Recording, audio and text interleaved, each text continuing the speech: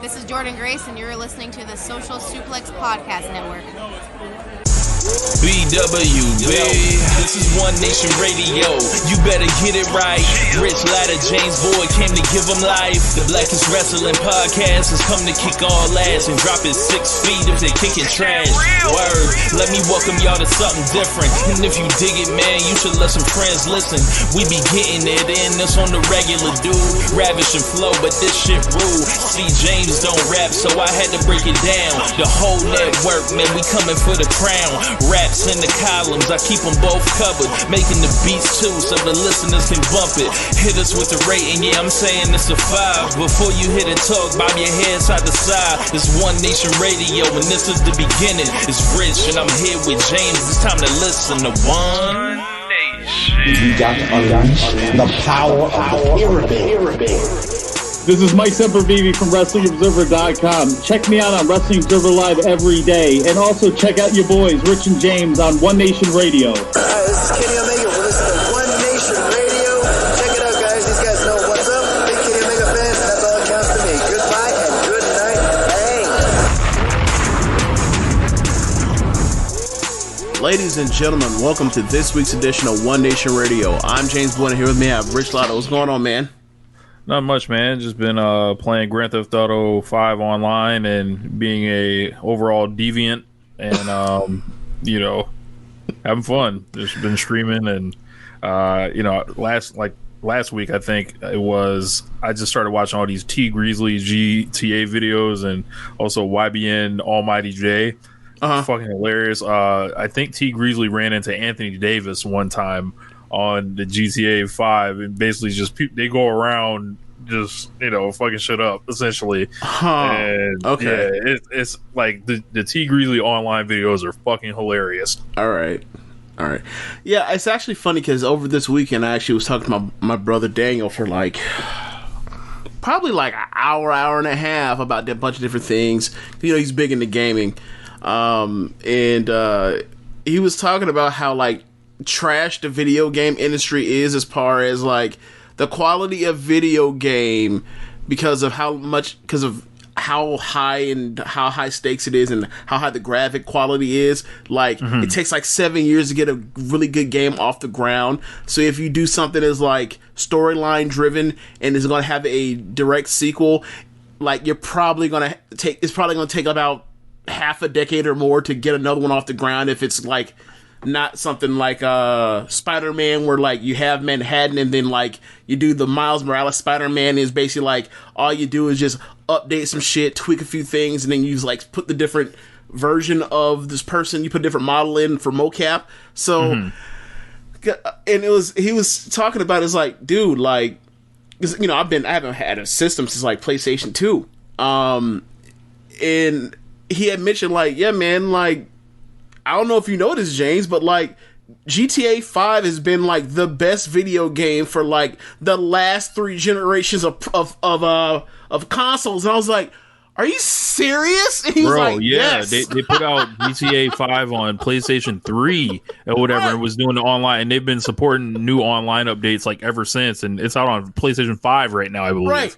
And that's what he was saying. He was it's so hard. I just bought PlayStation 4 I had PlayStation 4 and I copped I had a $25 gift card from Christmas and I got on Amazon the premium edition. So I had a bunch of money. I got a small loan of $1 million to start with online. So I was already in the money. I have I'm off running an online mode and, I like the Rockstar games. So I was already familiar with the newer kind of controls from Red Dead, and Red Dead is even more Red Dead is even I think Red Dead's better personally. I'm glad you mentioned that because this is what he said. He said the only people that you can trust for putting out are very good games with everything you want are Rockstar games. And then he talked about Red Dead. That's exactly what he said. Red Dead was fucking amazing. There are people that will try to say it was boring. It was no, the level, the controls were incredible. The story was incredible. The time period, the animals, the stuff you can do on the side, everything's amazing, pretty much. But in GTA 5 feels almost like a more primitive version of that, controller because it came out a decade decade ago or whatever. So yeah. So if you played Red Dead, like you can play GTA 5 like pretty seamlessly. Gotcha. I have no interest in really playing either one, but I've just been ever since like the Spider-Man game came out, like I've watched walkthroughs and I'm like, I don't really have much of an interest in playing the video game anymore. And like, quite frankly, until this happened, I didn't know I had any interest in watching anybody play a fucking video game. But it was like, like if you get the right title, the right story, where it's like, similar to like a Metal Gear Solid type of thing, where it's like my favorite set of video games, where like them shits are movies that you happen to also have really good, stuff in between the cutscenes or whatever else, cinematic stuff.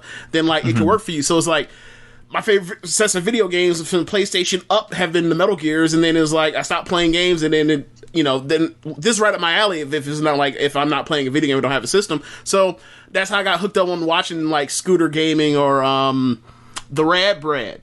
But anyway, yeah. So we talked about a bunch of different things. We had talked about the Rockstar thing and all these games, especially like the Cyberpunk 2027 fiasco with like.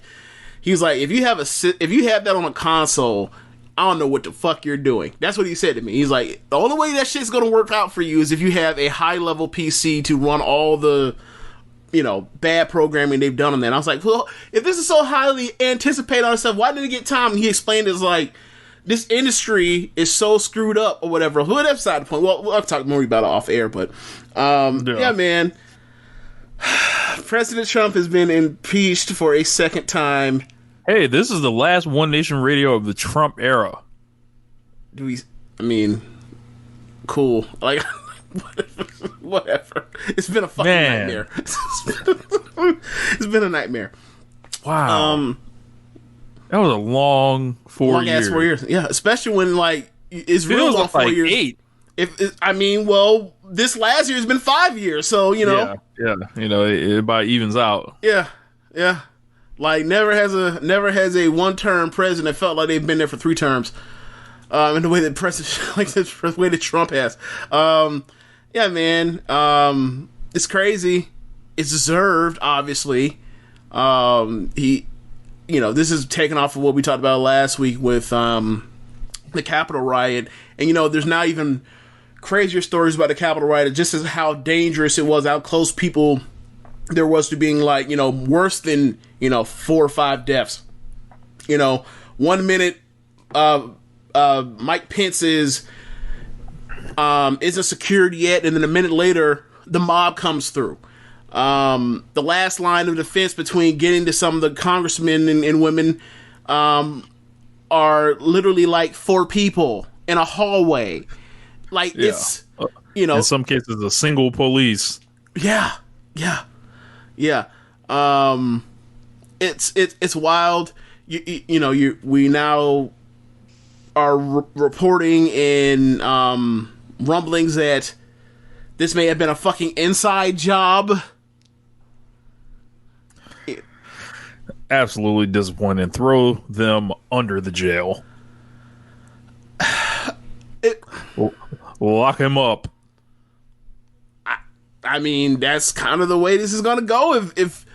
If this turns out that, given the pandemic era, there have been no tours given out to people in these buildings, and then that week leading up to it, Republican senators and whatnot are giving so many people that turn to be some of these crazies that were involved in this riot, recon and floor plan, or a floor run to kind of orient themselves on how to get through this, this big ass building that a lot of people get lost in all the time, and then you see videos of them, radio in, basically like having some type of knowledge of this floor plan.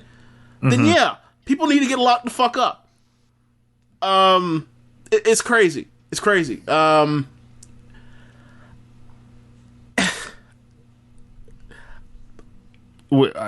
it's only going to get crazier. It's only going to get crazier. It's only going to be crazier. And you think the inauguration is Wednesday. I talked to my dad earlier today.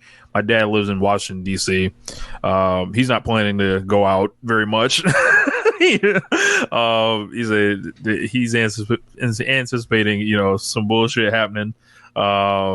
Yeah, and aren't we all? Like, Yeah. I think Biden might as well go ahead and get inaugurated on GTA 5 online, and then everybody can just show up. That might be the way to go. Think how crazy this is, right?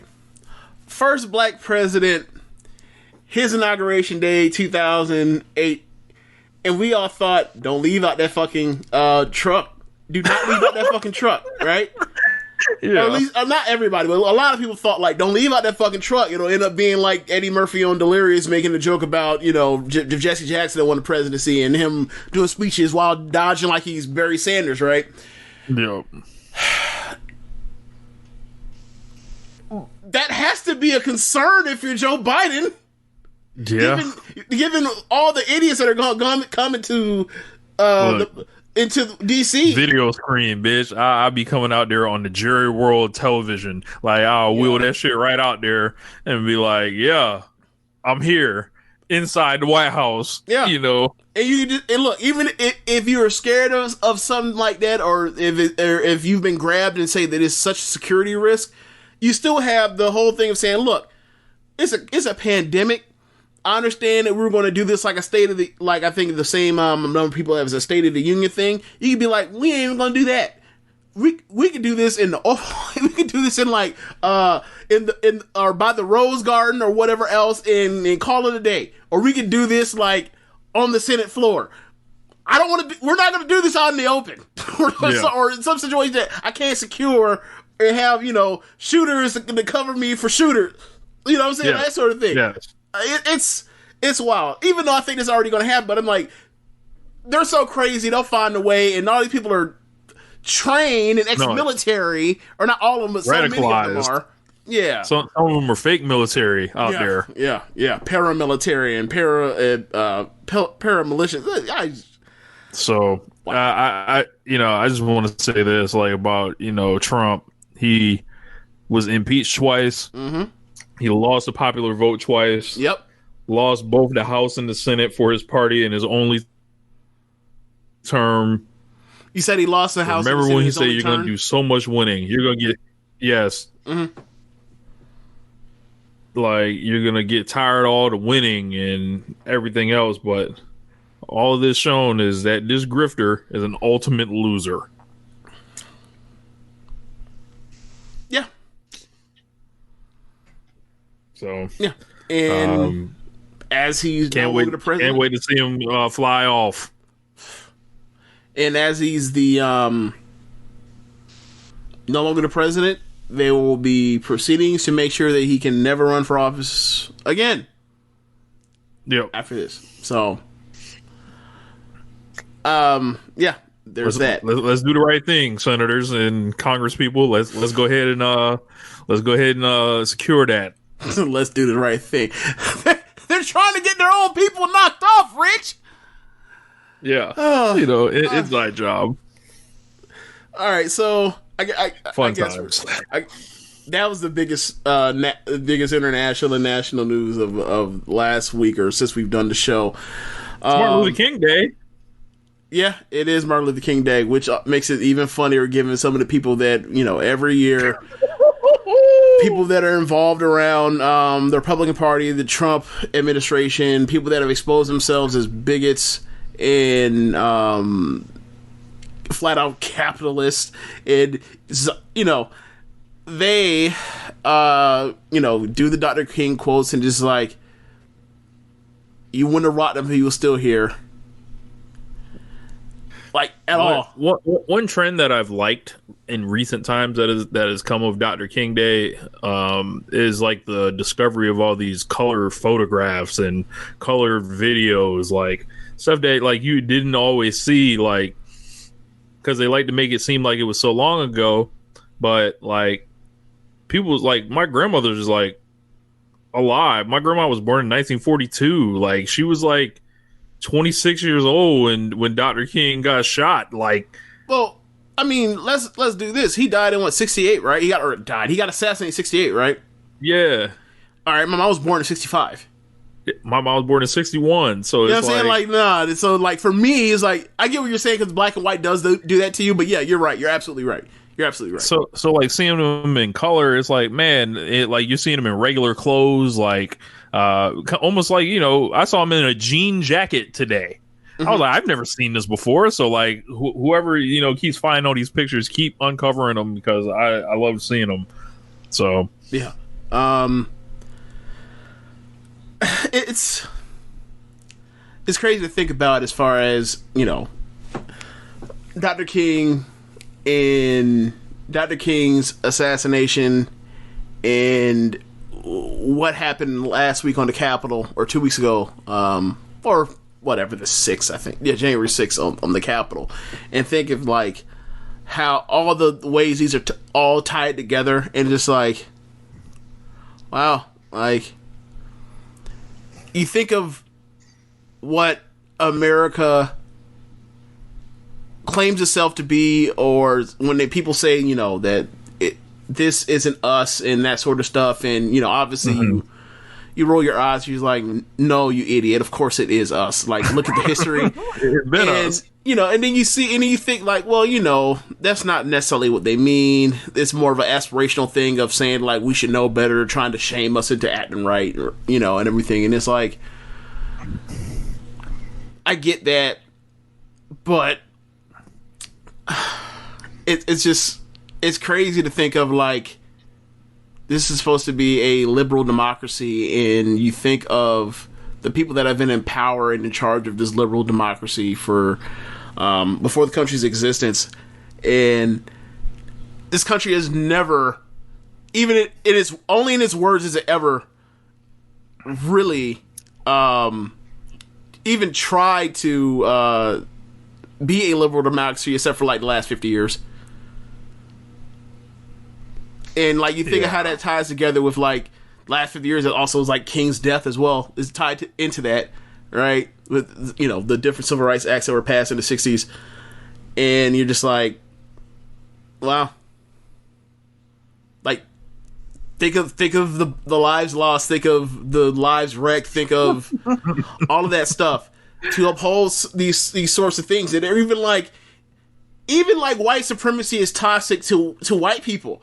But it's still been collapsed too, like all around, not just this country, but like the Western world. And it's just like, wow, like y'all understand, like this, like y'all having to, you know, do all of this extra stuff to quote unquote, you know, hold rule is also exhausting on y'all, and y'all know, and y'all still they willing to have that fight. Yeah, you know? It's wild. It's really wild.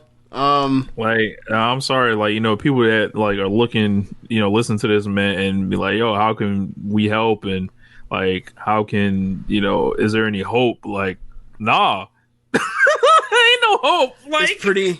It's I mean, there's nothing. There's nothing like Memphis. There is nothing. Not nothing. There is very little to look at in terms of believing. This not just being another step in something will get figured out, and then it will be adapted to, and then we'll continue and it will uphold the status quo. That's kind of how it's been here. Like, I will say that Trump losing in the fashion that he did was a bit of a spark. And, you know, it got my blood pumping. Yeah, it's like those are what gets you going, like the small little moments in the mosaic of, you know, the history of this country. Is like, wow, that's bleak. That's real bleak. Yeah. But yeah, I mean, like I think you know, when you talk about hope and optimism, I think the proper path is always like to look for hope in your own lives and not in the macro, because if you get so tied up worried about the macro, which, you know, there's a lot of reason to be stuck on that or to be concerned about that, because, you know, that's most of us. But if you can find moments in your life, in the lives of your friends and family and people that you interact with on a daily basis, I think for me, that's how I kind of keep my mental health together. at the worst times, like stuff like this, seeing just like, damn, they really hate. It's that toxic. So, you know, that's kind of the only real advice I have for anyone, or if you want to become a rapper like me and make songs about it. So I have a new project coming. I'll have a couple songs addressing the last a year and shit like that. So like, yeah. I don't know who is going to write the definitive Trump administration book, but it's going to be a Herculean task to keep that thing under 400 pages. It's going to be so hard. No, bro, they gonna have to break out that Simmons length, that 700. I'm just saying, like, someone's going to do it. Someone's going to do it. Like, you know, someone's going to have a book that someone is going to hold up and say, this is the one that in the next 5 years or so, just in the short view. The long view, there'll be more, obviously. There'll be more for the rest of time. Like, beyond our death, there'll be books on this nonsense. But there's, in the next 5 years, there will be one that will be held up as a quote, at least for that time, it'll be the quote unquote definitive thing. And I just can't imagine that thing being on 400 pages. I just can't. Anyway, I guess we move on to fuck 'em. Yeah. We can move on to far less troubling news, depressing news. James Harden has been traded from the Houston Rockets to the Brooklyn Nets. This is immense. This is going on at the same time that Kyrie Irving is on a sabbatical hiatus, work stoppage. I don't know what you want to call it. He's not playing right now. No one knows why he's not playing.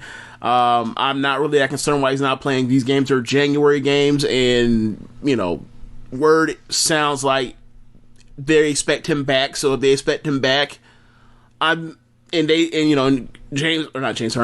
Durant seems okay with it, then it's not a problem. It only becomes a problem if Kevin Durant has a problem with it. So if it's good for him, it's good for everybody, I guess. So eventually he'll be back. James Harden and Durant have played 2 games since. They've won both. They just beat the Bucks. They look really good together. Obviously, the history with them in OKC. But I don't know. Where do you want to take it off with this, Rich? Let's see. I think it sucks for the Houston Rockets. And the fans in Houston that have literally tied their identities to James Harden and defending him and, their style of basketball for all these years. And to see him cry and quit his way out of town and then go exactly where he wanted to, that was kind of disheartening. But it was funny. He showed up all fat, not out of shape, and then someone, finally had the it was only so long that locker room was gonna let it slide, and then Boogie actually said something about it, and then the next day it was we're keeping James away from the team and probably for his own good. The locker room responsible guy, DeMarcus Cousins, the guy that we know on the record cussed out multiple head coaches in front of his teammates. That guy is the quote unquote guy as far as no, we don't have it up to here. It's like, okay, sure, DeMarcus. Yeah. So I've never been a big James Harden fan or anything, but he's a great player, and putting him with KD and Kyrie Irving is a devastating offensive combo that I've tried out in video games before. I don't know why they so late. I've been experimenting with that lineup. You get your OKC Thunder reunion. I think Kevin Durant probably secures himself as having the most superstar help I think of anyone ever. It's his whole career he's been playing with great talent. What I get you saying, the young Thunder, Westbrook becomes all NBA guy, Harden should have made the All-Star team his last year in OKC, but didn't, and was going to make him in the future, obviously. Go to OK, then you look at the Warriors and you look at where he is now with Harden, and Kyrie. I get what you're saying. I mean, I'd have to look it over. You're probably right, though. It's I don't really he's care, up there. Like, they looked like they were going to the finals. I think from the first game I saw them anyway without Harden. Mm-hmm. I still think they're going to the finals, and the Lakers will be waiting for them. And it'll be very interesting to see. There's a lot of narratives at play. I just wonder which ones are going to bubble up. I think the Lakers are a better team right now, but that firepower, those three guys, whenever Kyrie's locked in, that man is unstoppable. He can finish at the rim, and if he gets hot, it's a wrap. Harden, the same thing. If say he does stink, he's prone to do in the playoffs, in a big game. Kevin Durant's right there. He don't be stinking. So, and also you got Kyrie Irving in a role of not having to be the leader or the person that you look to at all times or most times on a team. And when we've seen him do that, we've seen him be great. So, I think the thing for me was, similar to when Chris Paul got to the Rockets, it was so many people doubted, how can they share the ball? And, Chris is so ball dominant, and James Harden is so ball dominant, and you can come up with lineups to split time and then come to crunch time, and then you can handle that. You do all these different things you can do to, not have to worry about someone, icing somebody out or that sort of thing. So I think that another thing is they also all three of them want to play together. So it's that's 80% of any of that chemistry stuff is worrying about that stuff popping up is nah, I don't think so, because they want to play together. The Harden and Westbrook thing, they both. To be fair, James Harden has wanted to play with a lot of people and it hasn't worked. But what do we mean by hasn't worked? Do we mean it didn't work as far as their chemistry ultimately failing them, or it didn't work because they weren't good enough? It always ends in get this motherfucker out of here. You didn't answer my question. Does it ever end because they're not they're talented enough to actually beat every team in the NBA or the best team in the NBA to win the title, or is it because chemistry sunk them like it was Shaq and Kobe or something? Because I don't think it's ever been some Shaq and Kobe, or name another bad breakup that you can think of. I always think it's they're on a team that has 2 stars and they're up against a team with 2 or 3 stars and they lost, and you shrug. But if you want to boil it down to that simple thing, if it's just a star thing, but it's when you're on your home court and you're going out and you're getting hoed but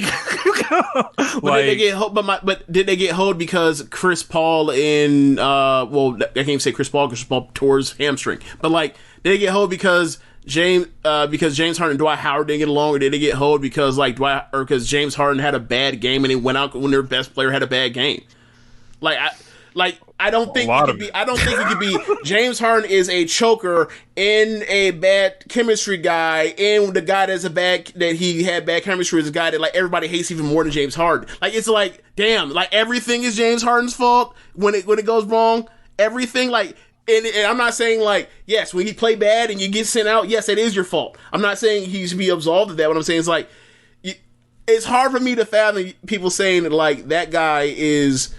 Because it went bad with Dwight Howard. It went bad with Russell Westbrook, even though it really didn't go bad with Westbrook. And it went bad with Chris Paul. And it's what do people say about Dwight Howard and Chris Paul? It's it's to me, it was I don't necessarily think the James Harden and Chris Paul thing was some disaster. It's they were up 3-2 on the Warriors. His hamstring went out, or Chris Paul's hamstring went out. They lost. They go and play next series. By the time they're next year, Chris Paul got hurt in the middle of the season. James Harden completely decided to go and say, In order for me to carry this team into the playoffs while Chris is out, I had to change my game to go strictly isolation, and he did that. And then when Chris Paul came back, he refused to adjust. And when Chris Paul would have the ball, James Harden was deciding not to partake in the offense, and they were playing 4-on-5. Chris Paul said, hey, we can't win this way. Chris Paul was right. And James Harden has more or less, or until he gets to Brooklyn, has played like in that mode from 2019 to now. And now he's in Brooklyn, and he's back to being the James Harden before that happened. Like nothing happened. It's like, for me, you could say, like, yes, he should have adjusted, but you know how it is in the league. Like, are you going to listen to Chris Paul when you're that much better than him at that point in time? Because most people don't. That's the history of the NBA. Why should I listen to you? I kill you in practice all the time. Or I'm way better than you in practice all the time.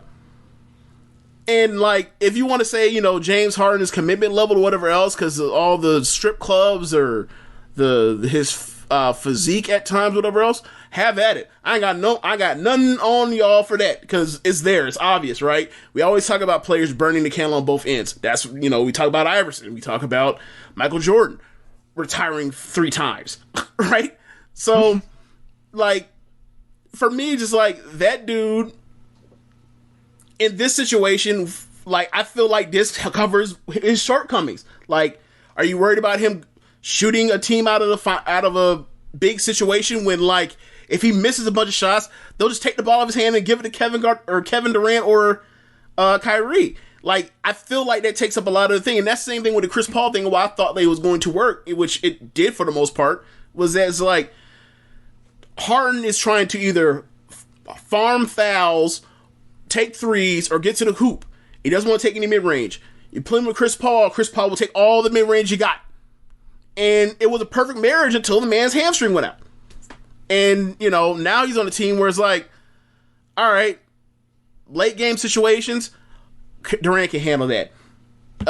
Kyrie can handle that. Mid-range shots, those two will handle all of that. So for me, offensively, I think it's going to be a perfect match given how they can all shoot, even when you got Joe Harris out there. There's 4 shooters. Defense is my only concern with them. I think they're going to cakewalk to the finals. Yeah, they should beat the shit out of everybody in the East. Like, it shouldn't even be like unless like Embiid like just goes all world like Olajuwon. Like, I think he's gonna be more like like some of those Shaq 40-20 games, and that still might not be enough. You know what's crazy thing about that game 1 of the 2001 finals? Like, lost in the fact that Iverson went off for like 49, 48. Shaq had 40 and 20 in that game. No one remembers that. Yeah, bro. It helps. It helps when Todd McCullough is guarding you, bro. And then game 2, Shaq did it again, 40 and 20. It's like, yo, this dude was outrageous in some of these finals games. Like, looking at Shaq, some of y'all young don't really remember what Shaq was, just thinking he's just this gigantic dinosaur or whatever else.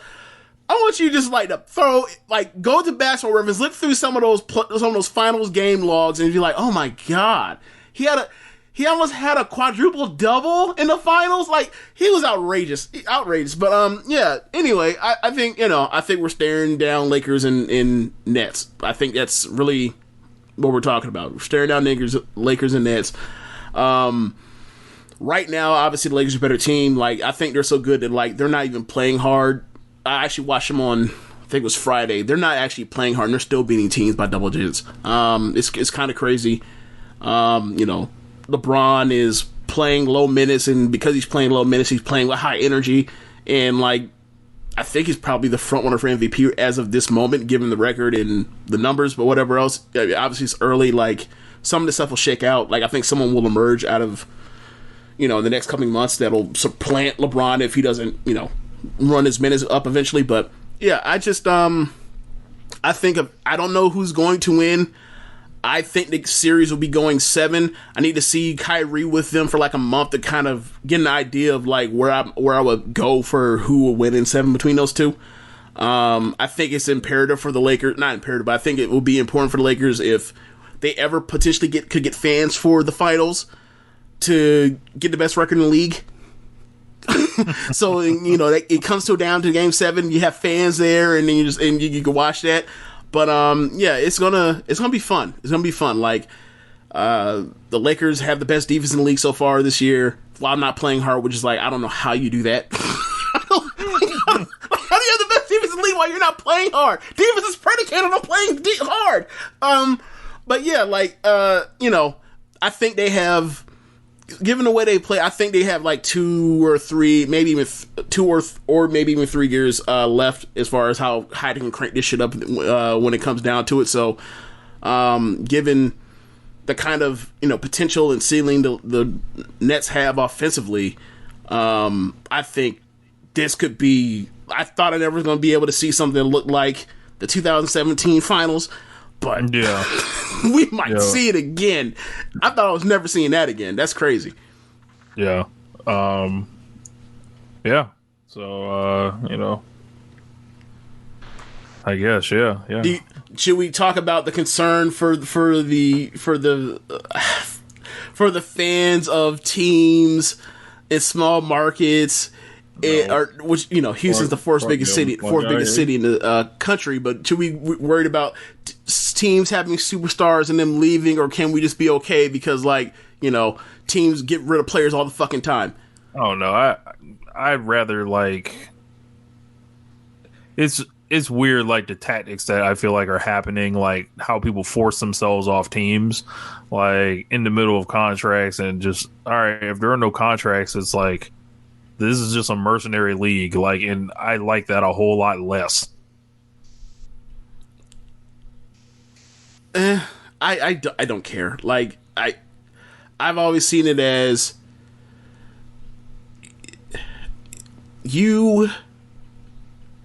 I've always felt that the draft was unfair anyway.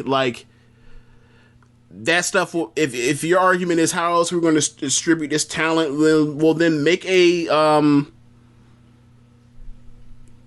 salary cap system with no max salary, and then that will straighten itself out, right? If you have the potential to make $70 million, I don't think you're going to pass that up to go play for $20 million. I just don't. And win. I think that a lot of this stuff, when people complain about the talent distribution and say, well, only X number of teams ever win, is like, all right, well, how many teams have won NBA championships in the last 30 years? Let's do this, right? The Lakers have won 11 championships in the last 30 years? 31 years? Yeah. The Bulls won 6? Yep. Celtics won 4? Celtics won at least 3. 4. Oh, 4. Yeah, 4. Yeah. Warriors won 3. Yep. Spurs won 5. Yep. That's over half. That's like 20 of the 30 championships, and that's like 5 teams. Yeah. So what do we come to? Do you think that's more competitive than college football over the last 30 years? Because it's not. I don't know. All right. Because it feels like I was gonna say, it feels like in basketball, it feels like because there are so many games that are played, it's like, well, all right, they there's more of an illusion of competition. But that's all it is, an illusion. And we've known this. Every year since we've done the One Nation Radio show, podcast actually, we have gone into, there has not been one year where we were like, yeah, there are 5 teams that can win the title. There's only been 4 or 3 or 2 or 1. I don't think it's necessarily even about just winning the title in a lot of cases for people too, because people follow their teams for years and years and years, and it's like you get you get it taken from you, or I don't know. It's like you can gain in this system and then you can lose in this system, because all of a sudden your team could have you can be a Cavs fan and then you have 3 All-Stars. You can I think it goes around more than it gets credit for. but like it just like the optics are fucking terrible. Like what Harden did like to start this year. Like it's just like, how do you root for that? How do you be happy for that? Dwayne Wade had to come out here and cap just talking about, try this on for a narrative. Like it was like a smiling picture of James Harden in his Nets jersey. He was like, I'm happy for that black man. Like it's like, bro, this ain't have shit to do with him being black. Like this is like, that's not why people like, are upset with this man. It's like, you came in fat and you quit and you cried your way out of town. Like, but he didn't come in fat. That man was fat. So how much? So he lost 30 pounds in a month. I don't know if it's 30 pounds, but come on, man. Like the dude. I've seen the same pictures you did. Yeah, and I also saw the pictures like 2 days later after though when he looked perfectly fine. Like this dude clearly is a person that watches what he eats and has an occasional cheat day, and I guess because he wanted to get the fuck out of there, and they didn't want to acquiesce to what he wanted.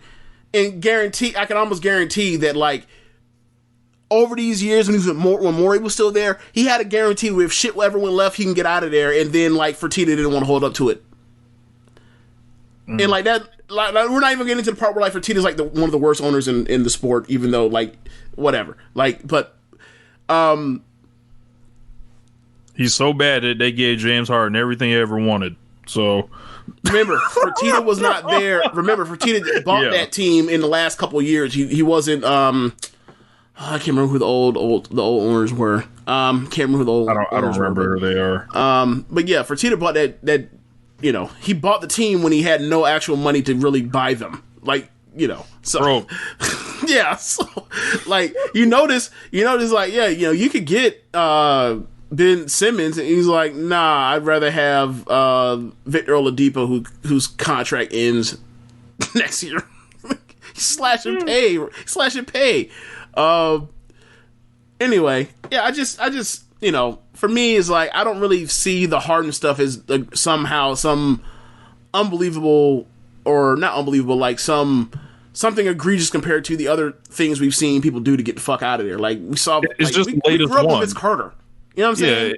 Yeah, it's just the latest one. Like, and like going back to like the Paul George thing, and them clearing out like all those draft picks. It's like it's just there's so, and then Anthony Davis. Like, I was no fan of how that whole thing went down, but like I don't think the Anthony Davis one was as bad as this one, because at least like Anthony Davis was like, I'd like to play. I'm ready to play. Anthony Davis was willing to play and show up and do all of that. And the team was like, nah. And then they treated him bad. Right, exactly. That's why I didn't like that. I was like, the man's like, he's ready to honor his contract, but at the same time, like, he's like, hey, he came in wanting to do it the right way or whatever. Yep. So, yeah, And I mean, there is no right way for a superstar player to ask for their spot or to ask to get the hell out of Dodge unless it's, you are over 30 and you have been deemed by the eyes of the majority of the NBA fandom or whatever sports you're in, that you have been wronged by mismanagement. So people would like to see you go win a title or compete for a title elsewhere. That's the only real way. That's the only real way. And I think the thing is like, well, bruh, like, so only 4 people can ever leave? Like, 4 people in the decade can never leave. Like, it's like, for me, it's like people trade people, and they even go back to the Kawhi Leonard thing as far as like him getting out of or not Toronto, but San Antonio. Was like they never offered him the max. Mm-hmm. So it's like when people, he didn't get much of it because he's so quiet that like, no, how can you possibly hate that dude when unless you're Michelle Beadle, right? Like you were talking yourself into him being a bad character when he has given you nothing to believe to show you that he is one good or bad, right? But it's like they never offered him the mask. They were worried about his knee or hamstring or whatever, or quad actually.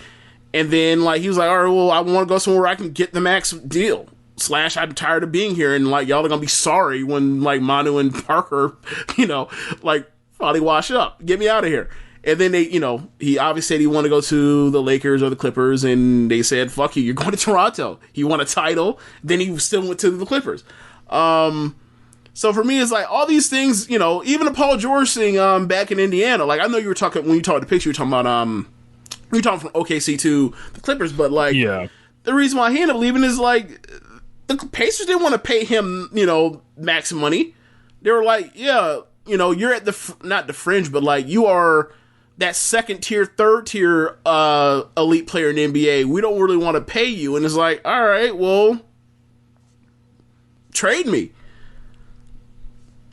Like, you know, the owners always come up with some nonsense to, you know, not nonsense, but they always come up with these parameters till they can idiot-proof themselves, and then they mess around and fall, you know, still fall for all this stuff. Like DeMarcus Cousins with his money, like with Sacramento, he's a max level player. They didn't want to pay him. They didn't trust him. He ended up in New Orleans. He was great in New Orleans. He ended up tearing his Achilles. You know, like I'm always trying to figure out, like, for me, it's like, hey man, like, y'all make all these decisions and it's cool, but then the second, like, a player who, quite frankly, the top 5, 6, 7, 8 players in the NBA, like, I trust building around them and what they want than what y'all want to do. So it's just weird. Like, I feel like, you know, I feel like if this was a actual free market or whatever else, this would sort itself out. We don't have to worry about these things. But because it's tied, people are so tied up to their identity and their community when it comes to these sports teams that they can't just like let this shit run like they run anything else. And then you throw in the racial component. So for me, I'm always just like, I don't really know how to handle this, but like if I am a superstar, I don't really feel comfortable just leaving it up to y'all. I won't know you're incompetent. I won't know you're incompetent until it's too late. Mm-hmm. So that's kind of where I'm on it. And like, you know, I just feel like there should be like, you know, more of a balance like on these things. It can't just all be like washed in players and player empowerment, because it's like it's just the fucking Wild West. Like at that point, and then if it's like, you know, just the owners like just doing what they want, like that's not fair to players either. Right. Like so. So are you saying that we should go back to like the 6 and 7 year NBA deals for more security for NBA teams, because they didn't want that. Their last lockout was, hey, we're tired of those. We want the 5-year deals, and then all of a sudden they're like, oh my god, they're turning down money. The money won't get them to stay in Oklahoma City. What are we going to do? Like, don't. Yeah. It's like, you know, be a competent franchise, you know, buy 2K and learn how to play GM mode and learn how to win and put the roster together, you know. So that's why I'm just cheering for LaMelo now. So, you know. LaMelo.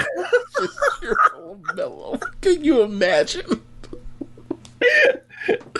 But yeah, man, let's get to this. Hold on, real quick. Speaking of LaMelo, like, I haven't talked to you about this, but like, have you seen Gordon Hayward since he's been back? People said that this man has been playing like he's upset with the results of an election. He's stupid. He's been playing like he's worth every bit of that money he got. To be fair, since he came back, so like, you know, keep an eye out. He's due to drop anytime because he's always injured.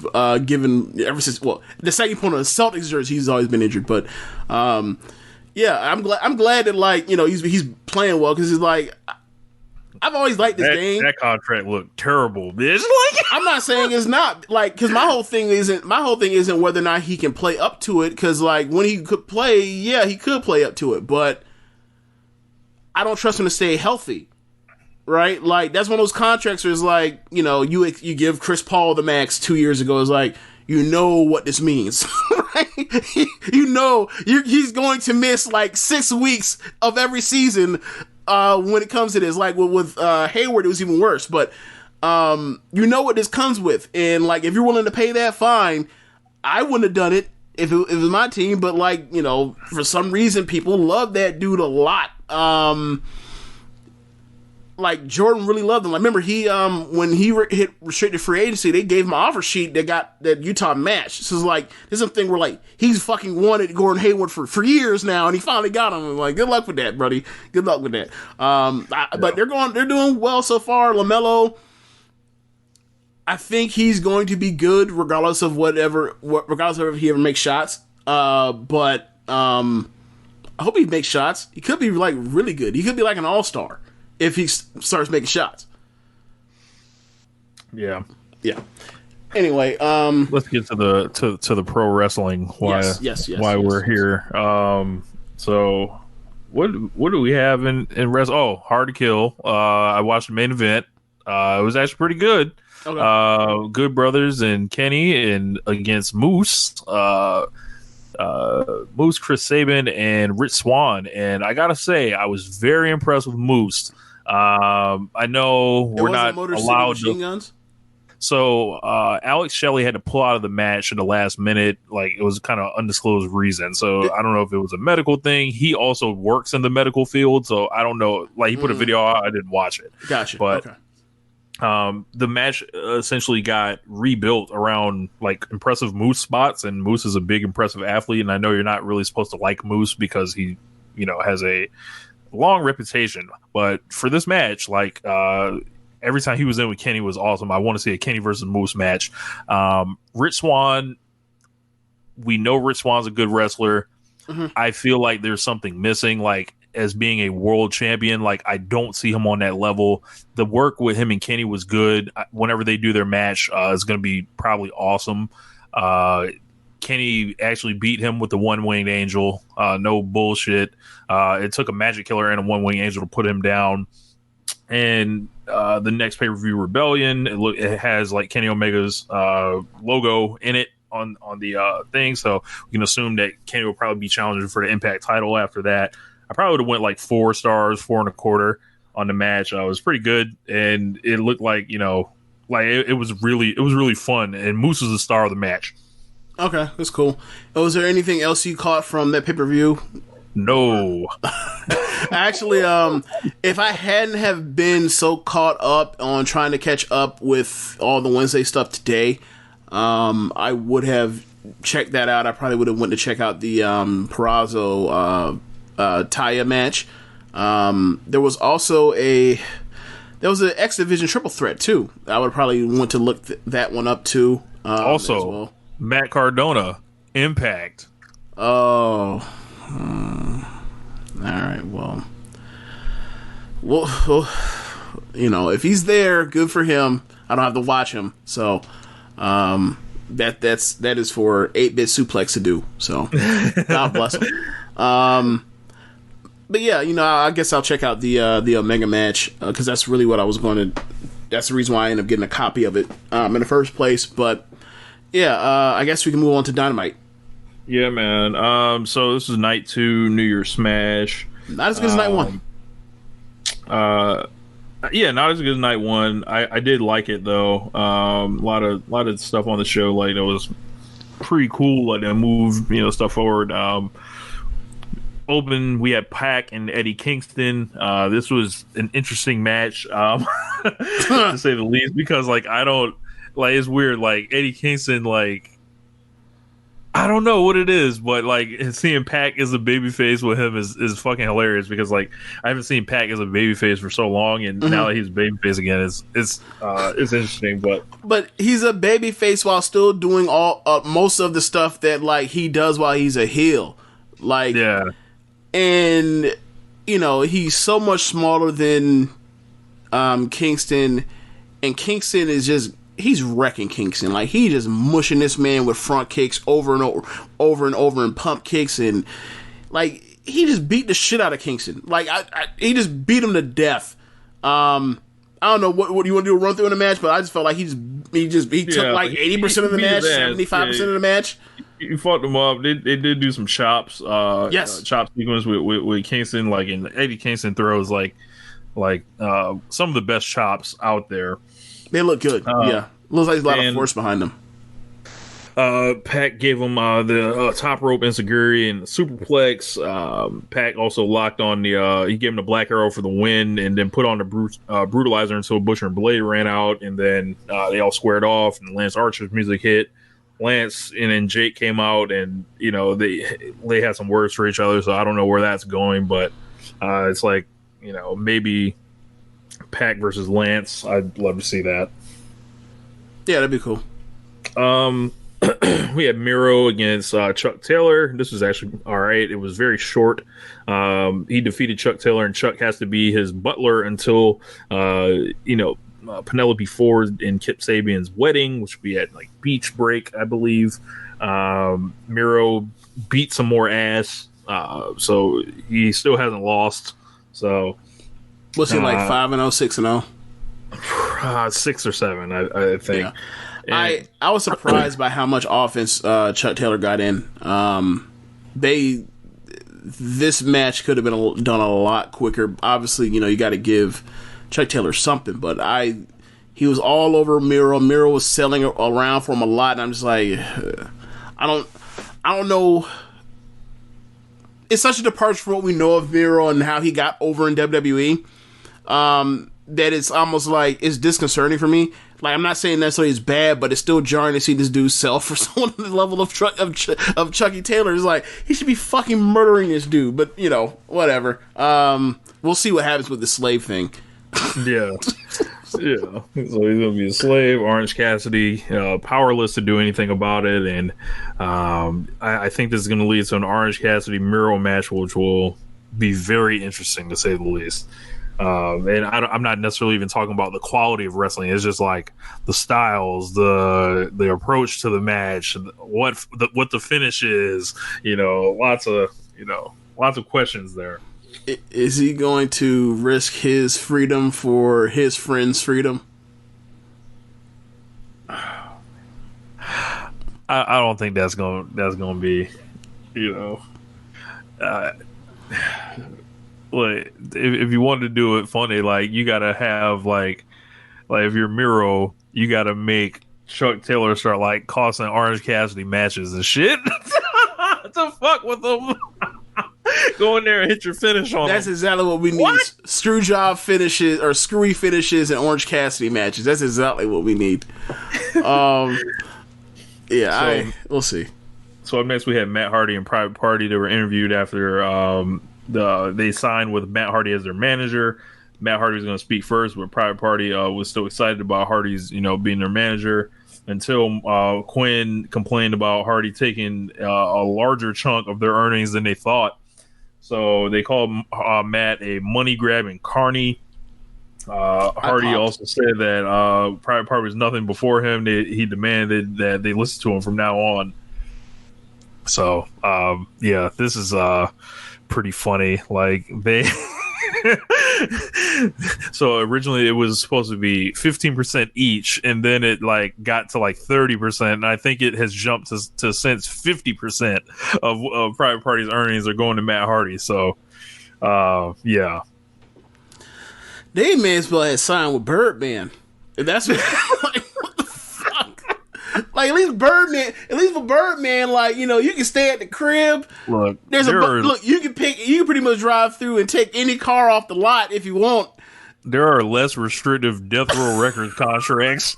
This is ridiculous. Like, so I watched the undercard of Dynamite and NXT from the January 6th shows, and like to see them sign them contracts.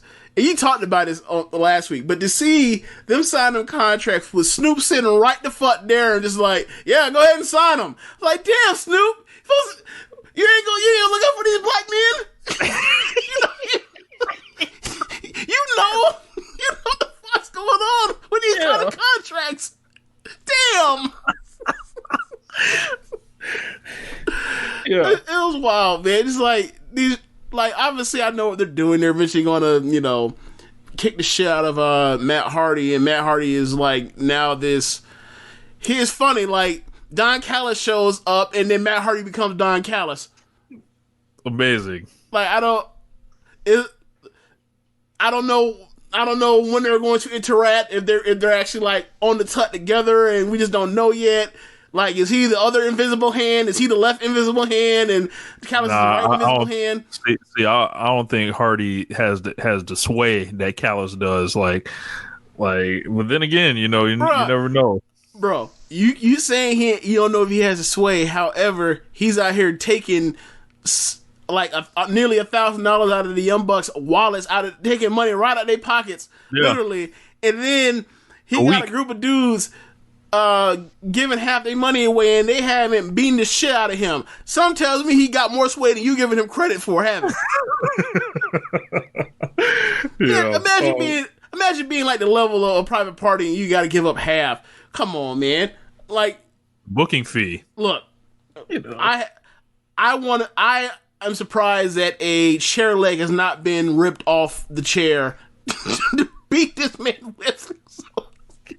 Can we bring back Soul Train Jones, like, and ask him about like what it's like to like give his earnings away, and essentially, the way they're working for Matt Hardy. My God. You know what? On AEW, like, given that we have the MJF situation with Wardlow, there's Matt Hardy in this private party situation. Yeah, maybe Soul Train Jones should show up. Yeah. Oh no, and also when we have the young boy or the butler, Chucky T. There's a lot of Soul Train Jones ass stuff going on AEW right now. We need to holler at Tony Khan, like, be like, hey man, your wrestlers out here signing side deals, like, and getting kept broke. Like, are you not paying them enough? Like, what's going on here? Yes, I don't know what's going on, bro. But this reeks of. I thought the bad contracts were in the other company. Look, this reeks of what's it called? This reeks of like territories. This reeks of territory. There's a lot of territory ass angles right here. He has sold himself away. Oh man, what's going on here? So the Inner Circle had their New Year's resolutions next. Another awesome Inner Circle segment. I feel like it's like 3 or 4 weeks in a row. Jericho said, "Who wants to start?" And they wanted to talk about their goals for 2021. Hager cuts the best promo of his life. He just says one word: championships. That's disrespectful. MJF said he wants to strengthen the bonds with everyone else in the group and also get rid of fat people, which may or may not have been a shot at Chris Jericho. And then Ortiz said he wants to have that shirt on. Yeah. Ortiz said he wants to master a sofrito recipe. The marks or the workers booed, and MJF was like, "You guys are booing food. What's wrong with you?" Like, super timing. Jericho said his resolution was win the AEW tag title with MJF. Santana was pissed because he was like, what the fuck is this? Me and Ortiz, we're the Inner Circle's designated tag team. Guevara said that he knows what's going on here. He sees what's happening. Like, that's his gimmick now, it seems like. And Jericho is a tag team slut. And he brings up Les Gaz, and we know he teamed with Hager in the past. And now he wants to team with MJF. Then MJF stood up for Jericho as the rest of the group, kind of just calmed each other down. Jericho said that any of us could win the tag team, could team with each other and win the championship. So next week, there's going to be a 3-way dance to determine the official tag team of the Inner Circle. It's going to be MJF and Jericho, Santana and Ortiz, and Sammy Hager. And then, like, the cool thing about that was Sammy Guevara, like, totally no-sold the joke. And I originally no-sold it, too. I was like, what the fuck is Sammy Hager? And then, like, I thought about it for a second. I'm like, oh, they're fucking great. And I saw it, and I was like, oh, that's funny. He's like, oh, I'm not going to play myself by dating myself by, like, explaining the joke. Yeah, I was with you, too. And then I thought the cool thing about this was... this is a far cry from the Inner Circle that never does their finishes on each other. Right. What the Inner Circle used to be. This is like, now they're fighting and they did call it exhibition, but I get your point. Yeah. Like, we'll clearly see where this is heading, and that's where it's heading. It's escalating to that. Yeah. Look, and the day they all walk the dog with Jericho, bitch, I'm going... It is coming. Something is coming. I don't know what is going to be or when it's going to happen. Speaking of that, remember when what was it? When he was trying to convince Moxley to join the Inner Circle, didn't he say that he was going to give him 49% of the Inner Circle LLC? Yes. Jericho's scamming them too. What is going on with all these scams in AEW? We're discovering this live on air. There is around every fucking corner. There is a scam going on. Someone is getting robbed on the AEW television. So I didn't realize it until just now. I was like, bro, they've been scamming each other on TV for like a year. Lots of scamming, working, carnyism. Hey man, Tony Khan, you know I always talk to you about this when it comes to actors. To where if there's an actor that plays a role of a villain or a evil person multiple times, where like that they mostly almost get typecast as that, then it's like you have to question that person in real life whether or not that person's a fuck nigga or not. And like Tony Khan keeps pitching all of these scam ideas. It's like, hey bro, what is there a racket going on that I'm unaware of? They say Tony's the nicest person in the world. That's how you get got. Yep. Y'all watch y'all background, Tony Khan. Tony Khan is out here putting all his ideas on television, and this Artur keeps coming up with scammery. And he keeps telling y'all what it is. He's showing y'all the way, the blueprint. Like them senators were leading around the insurrectionists, like showing them the way. Oh my god.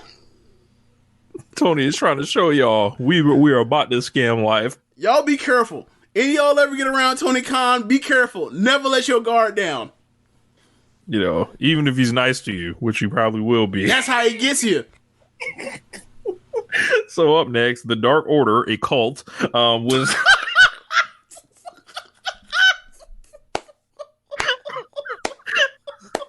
Speaking of another fucking scamming racket. The Dark Order. They were interviewed about what's next. Evil Uno said they're going to perform in Brody Lee's name, but they have to be better people. It starts next week when Hangman Page is going to team with the Dark Order again, and Silver was excited, and Reynolds basically was like, hey man, cut the bullshit. We want to know for sure, Page, if you're going to join the Dark Order. And Page said he would make a decision next week. Do you think he's joining the Dark Order? I think in order for it to continue on, it's going to need a front man, and I see no better person for that role right now than him. You could obviously, over time, keep it afloat, and then eventually move someone else off to it. But if you're going to have to pick somebody now, the person obviously would be Hangman. Quite frankly, he needs some friends with his depressed, mopey, emotional ass. So, he's around. He wanted to get away from the Young Bucks. The Young Bucks wouldn't treat him as well as they treated Kenny Omega. And the Dark Order love his stinking draws. It sounds like this should work. If not, then I have to just worry. And then it might be a Kyrie situation where there really is no situation that he's ever going to be happy in. And this is a him thing and not anyone else thing. And that's necessarily no shade to Hangman. That's just who he is. He's not necessarily a bad person. He's just weird. just like I described Kyrie. This ain't necessarily, he's not necessarily a bad guy. Hangman Page is Kyrie Irving. Clip that. I said James Boyd says Hangman Page is Kyrie Irving. Clip that. All I'm saying is I see some parallels. So we'll see where this goes. I would like to see him in Dark Order for the thing of like show progression when we go a year from now when he's not with them or whatever else, or 18 months when he's not there. You can see like, look at the growth this man has had after leaving Inner Circle. Look the path that he's led to come back to get to obviously Kenny. So that would be nice. In my opinion, I think that's a nice little look, and that's also a really good like I don't want to say side quest, but like we have somebody that is a main event level guy like he has been last year, and he's not in the title picture. You have to, send someone off on a journey somewhere so they can get back. And I think him going with Dark Order will be a nice journey. Yeah. So up next, Kenny Omega, Don Callis, and the Bucks were backstage. And Don Callis swindled the Young Bucks out of making an entrance with them. He said, "You guys are the Young Bucks. You guys have a great theme song. I love it. And, you guys are big stars, big draws. Why don't you guys do your own separate entrance?" So Kenny does his own solo entrance. And then Callis took the mic and said the band's back together. And James, believe it or not, Kenny Omega and Don Callis got heat with me. For this stunt that was pulled right here. I felt like it was coming, but you just never know. When did you know that it was not going to be the Young Bucks? It was in fact going to be Gallows and Anderson. When did you know? When he grabbed the mic. Yeah. Once Callis grabbed the mic and he kept prolonging how this been such a long time, I was like, oh, it's not going to be the Young Bucks. Otherwise, they would all came out together. It's going to be Gallows and Anderson. Great. Yep. And sure enough, Gallows and Anderson with no music. That helps. Yeah. That helps. Smart. This actually got some heat with me. I was not happy to with Don Callis and Kenny Omega. Write it down. First. I didn't have heat with them. I had heat with Tony Khan. It's like, bro, I don't want to see fucking Gallows and Anderson on AEW television. I want to see the Young Bucks, Kenny Omega, or the Young Bucks with quite frankly a better tag team. So for me, it was like, I'm not mad at Kenny Omega's character for doing such thing. It's like, yeah, like I get what you're going for. That doesn't work for me in that way. I just think it is like, oh, you're giving me this match, and it was like, oh wow, and then Washington's like. We'll get to the match, actually. My bad. You can go through and review the match. Yeah, so it was Kenny Omega and the Good Brothers. They came out with the Impact belts on, and they faced off against Varsity Blondes and Danny Limelight, who they clearly wanted to spotlight. Yep. I thought Danny Limelight was great in this match. And, of course, we got the Discourse, that return, James. The Omega versus Angels, the rematch Discourse. God. But it was more roundly laughed off this time than taken seriously from, because there were people that were putting that out there. I'm like, frankly, watch a Ric Flair match, right. Please. Like, and also, quite frankly, like, Danny Limelight's better than Alan Angel, so there's also that too. Yeah, so, Varsity Blondes, they were the first guys that tried to jump in. No, go ahead. My fault. Go ahead. Nope, go ahead.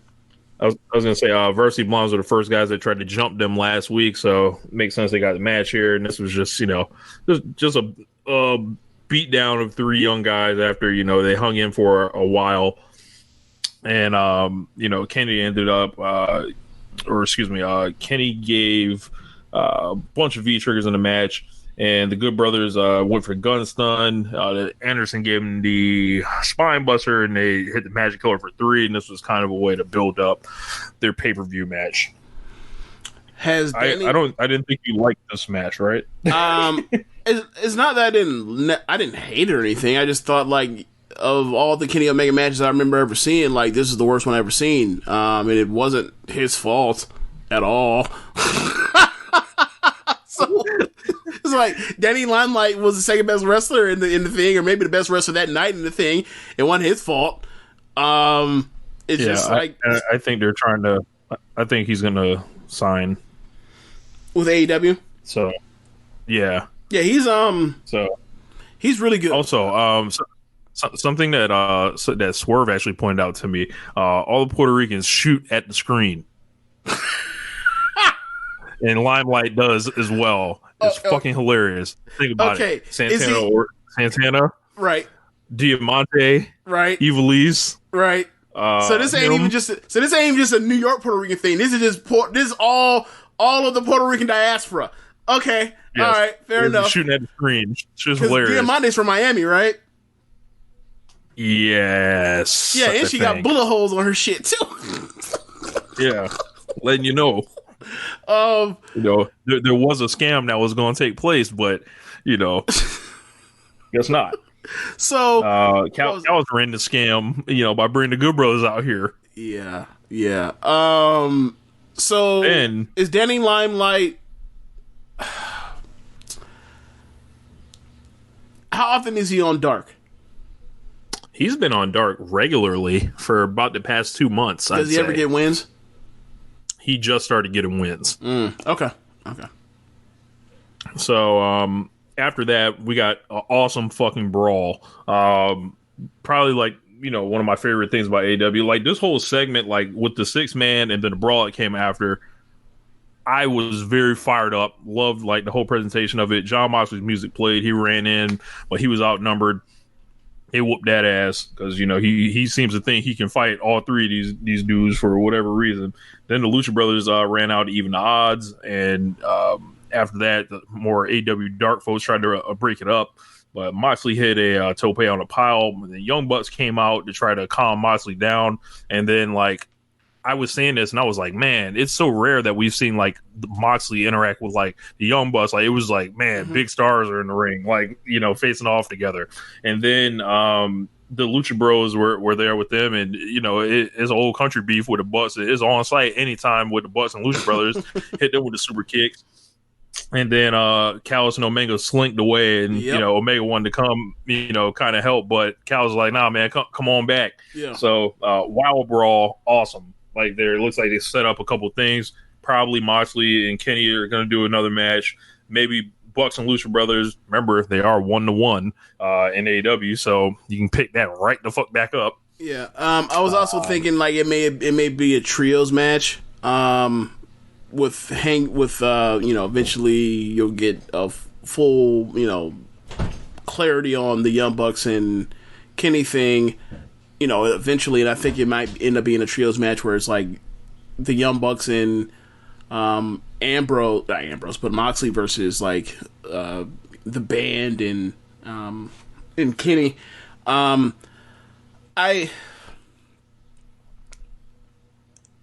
Where do you think they're going to do the Young Bucks versus the Good Brothers match? In AEW or in Impact? I think they're going to do an AEW. Okay. I don't know. Yeah, I would not advise the Bucks lose this match. I would not do that. Okay. If the AEW World Tag Belts aren't on the line, lose as much as you want. Right? I don't give a shit. But if they are on the line, I do not want Gallows and Anderson to be the fucking tag champs. Like, there are a million other things you can do with those belts than that. That's just my opinion. Yeah. But like, if you like imagine having the audacity to have a angle with 3 tag teams. One is the Young Bucks, one's the Lucha Bros, the others is Gallows and Anderson, and the team you're going to belt up is Gallows and Anderson. Are you out of your fucking mind? That would be. Yeah. Maybe in WWE, nowhere else. Does that make sense? Yeah, WWE is known to put a multi-man match together and then pick the worst person to win. I'm talking to you, WrestleMania 18 or 34 when Jinder Mahal wins the U.S. title. Randy Orton's in the match, Bobby Roode, Rusev. Who do we pick? Fucking Jinder Mahal. Goddamn idiots. So up next, we got a debut of The Waiting Room with Dr. Britt Baker. This was pretty funny. I think there have been better waiting rooms, but I'm a fan of the segment overall. So she introduced Cody. It was awesome because they did the pyro, the contractually obligated pyro, and they had the little sticks. So Cody could walk in. Yeah. I believe, the sparklers.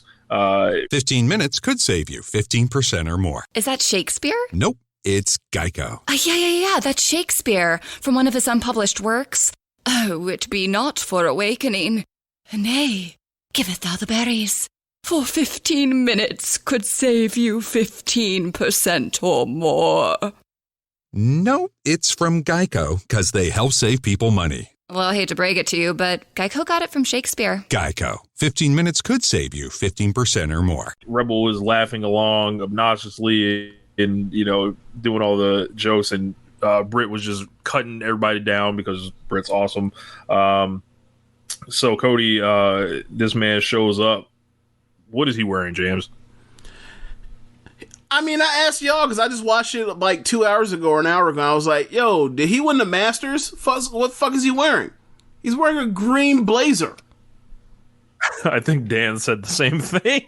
Oh, he did? See, a week ago, I was saying jokes like, bro, what are you doing with a green blazer on? There's only one place to wear that green blazer, and that's Augusta, Georgia. After you have just came off the 18th hole on a Sunday. What are you doing? So, Britt congratulated Cody on his Brandy's pregnancy, and Cody's about to talk, and then Britt was like, hold on, this is a double swerve. And Jade Cargill came out, and my God, this is a put together young lady. So Jade grabbed the mic and said, "Nobody cares about Brandy's pregnancy." She demanded an opponent and said, "If Brandy ever returns, she's gonna beat her ass." Then she pushed Cody, like shoved his face or whatever. Red Velvet came in, and then her and Jade gave each other some All Japan slaps to the face. I thought these were very good slaps. You know, sometimes you see slaps and they ain't quite hitting, but they had an agreement apparently. So then all of a sudden there was a pull apart. All the women assembled. And then it awkwardly cut to a video with Thunder Rosa and Britt Baker. And there were a lot of like awkward cuts because this was one of the tape shows, and it seems like they're trying to pack so much in and steal every second where you get like weird shit like this. So it showed Britt Baker's attack from a couple of weeks ago, and then a video promo from Thunder Rosa was very good actually. And she said that her and Thunder Rosa, or Britt and Thunder Rosa, are going to wrestle each other at Beach Break on February 3rd. Britt was pissed and said it's not happening. She thought she told Tony that this wasn't happening. I think they were trying to do a lot here, but I like the waiting room. I think they gotta make sure something quote unquote bigger has to happen here. But they've been building up this Jade Cargill thing. I think dangling Cody out there kind of gave a false sense of something that was going to happen, because I thought it was going to be Cody's next angle kind of jumping off here, and it wasn't. It was the Jade thing. But what'd you think of this one, James? I don't know if I wouldn't necessarily use the word progress, but it kept the Shaq thing afloat. And then it went to the Red Velvet thing, which I gotta say, Red Velvet and Jade Cargill in the same camera shot like that. It's a great camera shot. But we can move on from there. And they did the. It almost felt like Britt missed whatever cue she was supposed to say to get whatever on the board, popped up on the board, but whatever. Thunder Rosa versus Britt, we were expecting it. Should be pretty good. But yeah, I like the Thunder Rosa part. I like the confrontation between Red Velvet and Jade Cargill when she runs up on Cody, slaps shit out of him, or actually cut him down to size, and then like the physical exchange or interaction with Red Velvet, like in the pull apart. Like I like that. As far as the presentation of Britt's talk show, I mean, it's got some bugs to work out. Maybe less is more, obviously, because they did 3 different things in one segment. But like, even this is better than the best Moment of Bliss. So whatever. Man, I remember that show. Moment of Bliss. They were. I may be giving them too much credit, but it felt like they were trying to make those bad every single time they did them, and they were very successful. That was they were automatic, like Steph at the free throw line. Them shits were awful. Yeah.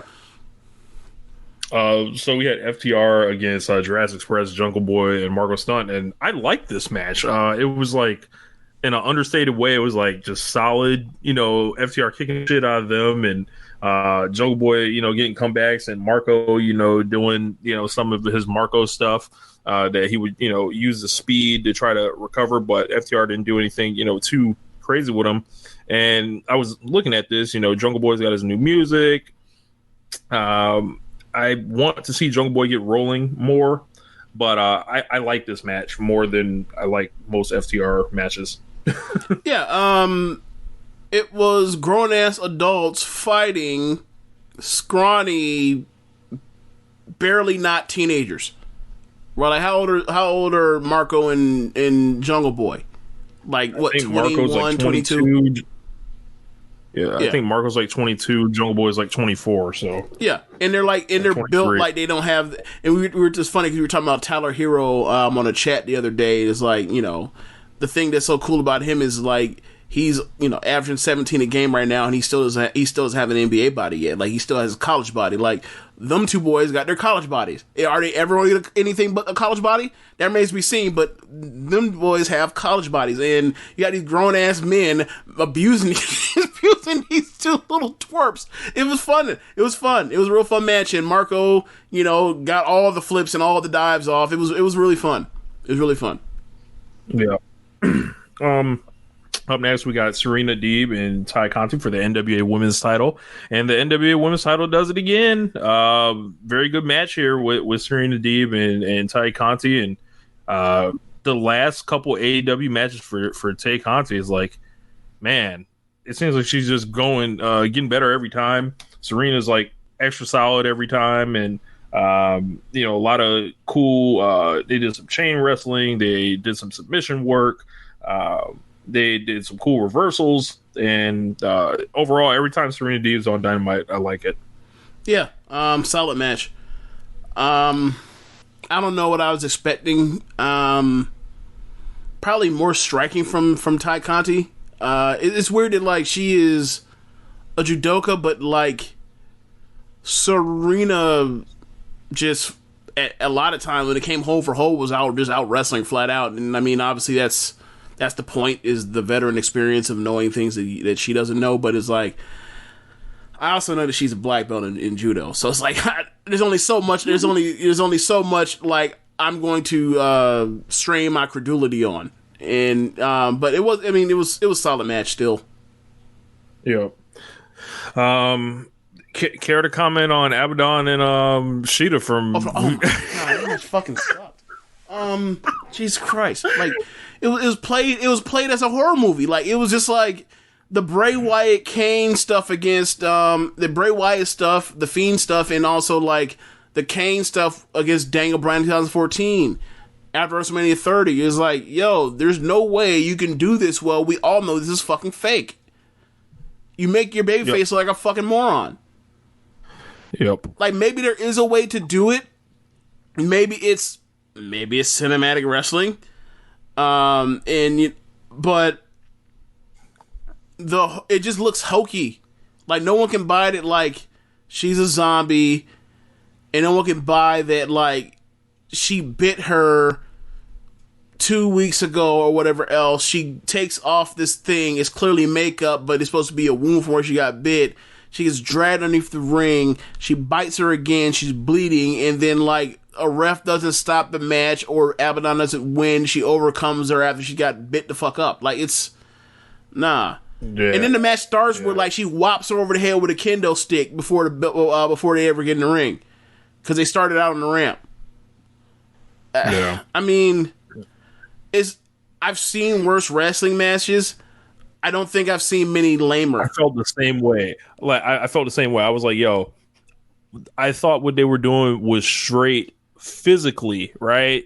In the wrestling part, but like the part that took me out of it is when she yanked her under the ring, and then when I saw that, I was like, why? Like I think the wrestling was pretty crummy too, but like I just think the whole what they were going for was so lame that it's like, yo, that even if it was the wrestling was fine, I still would have been put off by this. You know, it was a lame challenger. We knew she was going to win, so like from that regard, whatever. Like they got out of there, but like, you know, this makes you want to have them wrap up this Sheeta thing and find someone else. Like I really wish, like I don't know, like what's the last good Britt Baker match? Is it still the Sheeta match in Georgia? Has she had a good match since? She got injured for so long. Like, we haven't really, like she hasn't really wrestled. Yeah, like really wrestled. Like had a competitive match. Like she squashed people, more or less. Right. So next week we've got Chris Jericho and MJF and Proud and Powerful and Sammy and Hager 3-way. Matt Hardy and Private Party against Matt Sydal and Top Flight. That should be probably pretty great with the flyers in there around Matt Hardy. The -1 birthday celebration match, Dark Order. So it's going to be Silver, Reynolds, Colt Cabana, and Hangman against the Hybrid 2 and Chaos Project. So we get some Luther in our lives. We are getting Penelope Ford and Layla Hirsch as Nyla Rose was around someone that was exposed to COVID. So COVID jail strikes again. So Penelope's back in action for the first time in a long time. We got Moxley in action, and then Chuck Taylor and Miro will give us an update on the slavery. So update on the slavery. God damn it. But our main event, TNT Championship, Darby Allin defends against Brian Cage, and this ruled. Big guy, small guy, was everything we thought it was going to be. Brian Cage, like, threw this man out of the fucking ring, through the table. It was fucking amazing. He effectively, obviously the AEW setup's different, but he gorilla press slammed him from inside the ring over the top ropes onto the announce table, the scorekeeper's table, on the side, like next to the, in that little slot over to the right side on when you're in daily place for AEW setup. It was impressive as hell. Like, this basically like the distance of 8 feet. Like, it was impressive as all hell. And the way the table just disintegrated underneath Darby made it even more impressive. Yeah, Darby got juiced in this match, and the juice felt warranted. Like, it actually was like, we haven't seen the juice, I felt like, in a while, and it was like, oh, okay, cool. It hit the right way rather than doing it like all the time. Lots of slaps, lots of Cage power moves, release German suplexes, throwing Darby in the corner, fucking him up. Cage breaking out the whole moveset. Darby trying to survive pretty much. Kicking out at 1. And this just kept pissing Cage off that Darby wouldn't stay down. We got towards the end, and after Cage took this fucking sick bump on the ring steps, like he was getting his Damian Priest on, but like he took this one like it was like he took it square, like he didn't like hit it and roll off, he just hit it and laid there, and then he caught like the coffin drop after that, and they got in at the count of 9. And they exchanged a lot of near falls, more moves. Ricky Starks tried to get involved, but the lights went out. Sting came out with a bat, hit Ricky Starks in the throat with the bat, and then Cage went for an avalanche F5, but Darby countered it into the crucifix bomb and was able to roll over and get the pin to retain the title. I think I gave this 4 stars. This was I popped when this match was going on. I wanted to see this match for a long time. Yeah, this match alone made the show like, wow, okay. I gave it 4 stars as well. Really enjoyed the match. Darby was just an excellent ragdoll for Cage. Cage, given the size difference, given his gifts, athletically, strength-wise, and power-wise, it was just. That was the correct story and the right path to go down. I hope they're not done wrestling each other. Not too often, because like Darby's body needs a rest. But really fun match. And that's why I always say is like that size difference shit when it comes to matches. Like it does. If you can tell the right story, that shit does not matter. Like like we grew up watching Shawn Michaels, Undertaker wrestle each other for or whatever else, and those some of the best matches of that era. Like, It just comes down to if you can tell the right story, you have the right small person to be the aggressive in the right ways. Like, I mean, even, you know, look at Pac versus Kingston in the opener. It's like, if it doesn't have to all work the same way. It can be, you know, super aggressive small man, like eats a bigger dude up because he's more skilled, or it could be the underdog babyface just taking a whooping from this monster or this machine. Actually, in this case, like, that's the diversity of storytelling, and you know, people have their own ways of doing it, and you know, I think it worked out well. I don't know what's next for Darby, but he's off to a good start as TNT champion. Obviously, well, the next is whatever they figure out with Sting. We'll eventually figure out what that is. So Sting got involved here. There seems to be this bizarre obsession, I think, with primarily from, I would say, WWE fans that insist Sting is here ready to main event everything. It's like they're trying to will this to happen. Like they keep, like, you know, insisting that it's like they have this personal investment in it happening to make it be like, oh, it's just like WWE. Like, like I've seen it out there. So I'm just letting y'all know, like, you know, y'all could like I see what you're doing.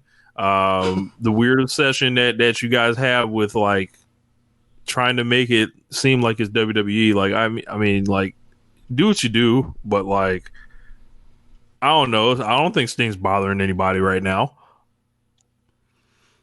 I mean, it is like, do you see Sting working as a main eventer? Like, no, you know, at any point, like I think he could be in a main event like once or twice on, like, Dynamite. But, like, as far as, like, being a main event, like he's like at the top of a card of pay-per-view, no, he's not doing that. I don't like a money drawing main eventer or a champion or something like this. I don't think he's ever going to. It seems like this thing that they're wishing and trying to will to happen. Like, I think he has a match in place with Cody and a match in place with Darby. I think both those matches call for him to lose. You know, one of them is a champion right now, so I could see why people think that could be a thing, but nah, I you know, it could be, but I don't think so. At least I see nothing to think that, like, that's gonna pop off to where he's in a title match. Nah, not right now. No time soon anyway. Yeah, so I'll keep my eye on it. Yeah. So, but what happened on the Yellow Show? This show had, like, it's similar to NXT or to AEW. Like, this had, like, one really good match. It wasn't as good as the Darby match, obviously, but yeah, opener was Candice LeRae versus Shotzi Blackheart. It starts with a lot of submission wrestling from Shotzi, which she's okay at it. I think her struggles is not doing the holds or as much as it is, like, wrestling in between the holds in the spots that she does, like the kicks and strikes and dives or whatever else.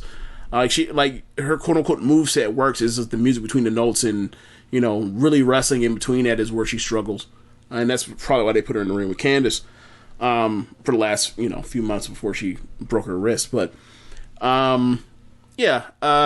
interference from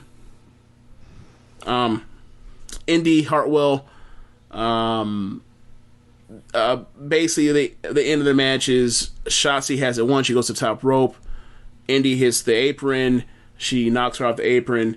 Candice jumps up or gets up. It gets to the top rope, and without hitting her with a strike, just grabs her and hits her, twisting that breaker off the second rope for the win.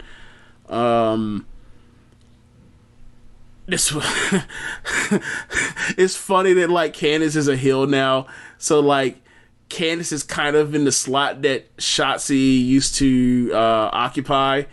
I'm sorry, that Shotzi's is in the slot that Candice used to occupy. So, like, she's the one that gets, like, these dumb losses that make her like a dummy as a babyface, or, like, not where you want to stick behind her. So it's like, all right, that's what you get. Not that's what you get, but like that's what you have gotten.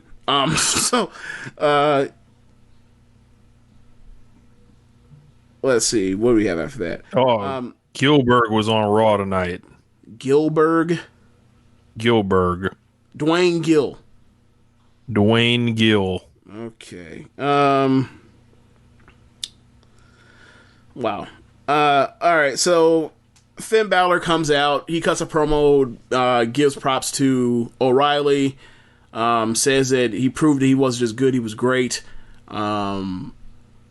But he, like he said, is he's on to the next person and on to the next in line. Out comes Pete Dunne. Pete Dunne won the number one contendership match like 3 or 4 weeks ago to O'Reilly. But there was a promo of him obviously saying, I want a piece. So he's like, you told me a few weeks ago or a month ago, get in line. I'm cutting the line. I want some now. Him and Oni and Birch jump him. Out comes O'Reilly. O'Reilly is selling a jaw injury from their match the week before. So he pulls him off for a little bit to eventually overwhelm him. There's something mudhole and both of them 3-on-2, and then out comes Cole and Strong, and they even the odds, and they end up getting them out the ring. So then they're checking on O'Reilly. O'Reilly's grabbing his jaw, and Balor's looking like thanks. It's look like thanks, but like I still don't fuck with y'all.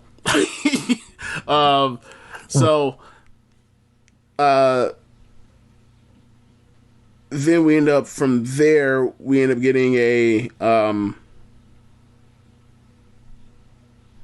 getting Austin Aries. I was like Austin Aries, Jesus Christ. A Johnny Gargano interview. Those are two totally different people. A Johnny Gargano interview backstage.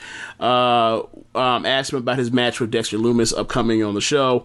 Then all of a sudden, Austin Theory. That's why I said Austin Aries. Austin Theory. Austin Aries shows up and says, "You got a pack. You got a envelope. You got some mail from that guy." John's like, "That guy? What do you mean that guy? That guy?" He opens it. It's Loomis's drawings, and he's like, "It says Loomis." He says, "Look," he goes like this, "It says Loomis on the envelope. You don't see it. You can't tell who it is. It says Loomis envelope." And that's when I was like, "Oh my god!" Like I know they've been making like Austin Theory a fucking idiot for like the last month or whatever, or a month and a half, but like, damn, he can't read. That man is illiterate. Man's on the R. Kelly. Bro, God damn it.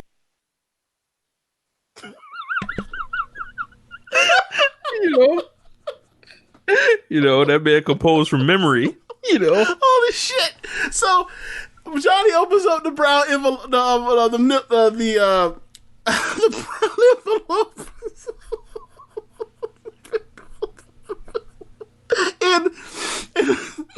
and from there, he opens it up and he sees a caricature of him in a outfit crying because people are saying Johnny Gargano's a crybaby because obviously he's a heel. So then Austin Theory starts laughing at him, and then Johnny was like, "What are you laughing at?" And then he shows him the next picture. The next picture is a picture of Austin Theory grabbing his balls after Shotzi shot that Nerf thing or that missile off of her tank into his balls last week. I gotta say, for nut shots in WWE, last week when Shotzi was in the tank and Austin Theory's dumbass walked up the ramp, tried to walk up on a tank, and she shot that thing into his balls, and he went down, or he was fighting like hell to not go down, while Johnny Gargano and Candice are on the mic yelling, "No, no, no!" It's an all-time nut shot in WWE history. It absolutely is. I howled, but that's besides the point. So once they show each other their picture of the caricatures, they're now mad at Loomis, both of them.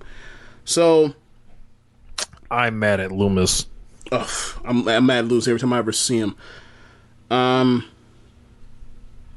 So then we end up getting the first match of the Dusty Cup It is the Grizzled Young Veterans versus Everrise. And I gotta say, I'm sick and fucking tired of seeing Everrise on television. Like... Is this a Dusty tournament? Yeah, it's the first round. And the thing is, like, it's a 16-team tournament this year. It's supposed to 8. It ain't never been that big. It's always been 8. And now it's 16. Yeah. But you know what they're doing matches on 205 Live. Like, exactly. Killian Dane was competing on 205 Live. Exactly. Like what? Like, exactly. This is 305 Live, bitch. Like exactly.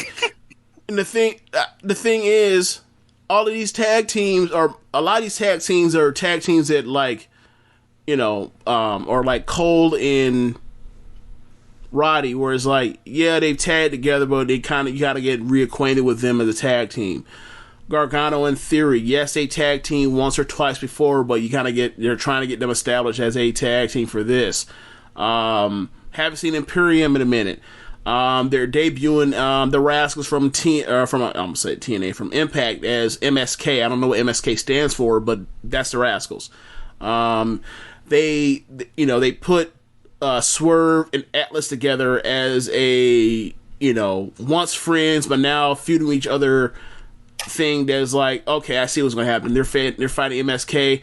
They're going to beat the Rascals. Are going to beat them, and then they'll be right back at each other's throats. Which, like, literally minutes after they lost, they were right back at each other's throats. It was like, what a shock. We need to have this we'll get to it when we get to the match, but we're going to have a discussion about Swerve and his choice of wardrobe the last, like, month or 3 weeks. Have you seen it? I've seen pictures. Okay. All right, we'll get to it when we get to it. But yeah, Grizzly Young Vets, Everrise, they're stomping the dog shit out of Everrise. Everrise mounts a comeback, and then they finally put them away. It went way longer than it should have. They have gotten a lot of TV time, either from the Killian Dane and Drake Maverick stuff, or the triple threat stuff between Grizzly Young Vets coming back into NXT Domestic and Imperium. Like, it's wild that they've had that much TV time for a flat-out jobber team that are under no, like, disguise or illusions that they're anything but a jobber team. You know they're a jobber team. It's wild. Like, I don't remember James... Like, not since James Ellsworth has a flat-out jobber act gotten this much TV time on a WWE product. It's wild. Sometimes your best ability is availability. Oh, you want to get perfect attendance ass motherfuckers? Okay, sure. You know, they there. Somebody gotta, you know. There's a job to be done. Yes, it's a job. Yeah. Okay. So, then you get Gargano versus Loomis. Gargano is trying. I'm not saying he's trying his best, but he's trying to have a match with this guy. And to Loomis's credit, he sells more than he normally does. And there are funny, and there are things that are like, I don't know if they're intentionally funny, but they're fucking hilarious to me. Like, have you seen him? Remember the old Dean Ambrose get laid out on your stomach and then you spring up? No. Okay. Well, imagine like the version of sitting up like The Undertaker, except on your stomach. Like, you know how he does the crawl thing? You know how Loomis does the crawl thing? Yes. On his hands? Imagine basically like he's out on his stomach and then you walk up on him and it's almost like you walk up on a snake and the snake moves except he shits up on his arms. It's like that, and he stares at you with the eyes. He did that at the end of this match with Gargano, and he set up, and Gargano did the bugged out, shook eyes, and then they changed the camera angle, and once they changed that camera angle in that split second, next thing you see is a boot, and you hear the clap of him slapping his thigh from super kick. He super kicked the shit out of that man a second later. He was like, oh! I fucking howled. I was just like, because it was just like, oh, he's like, oh, what you doing here? Get out of here. Get the fuck out of here. Get out of my face. So, anyway, Austin Theory helped him cheat a few different times. Johnny ended up getting a pinfall victory over him. I think it was a cradle. So after the match, Johnny's celebrating on one side of the ring. On the other side of the ring, Austin Theory is outside, licking his wounds from getting his ass handed to him the few times he interfered from Loomis. Loomis comes out or slaps him in a choke. Johnny stomps him out. Out comes Kushida. Kushida has been circling Gargano the last month or so. So he's next in line for the North American title shot. And Loomis was over on his side messing up Austin Theory. So they basically passed out all of us like, look, you go with Theory. Now Gargano, Kushida, we're about to do this for James. It's been a long journey.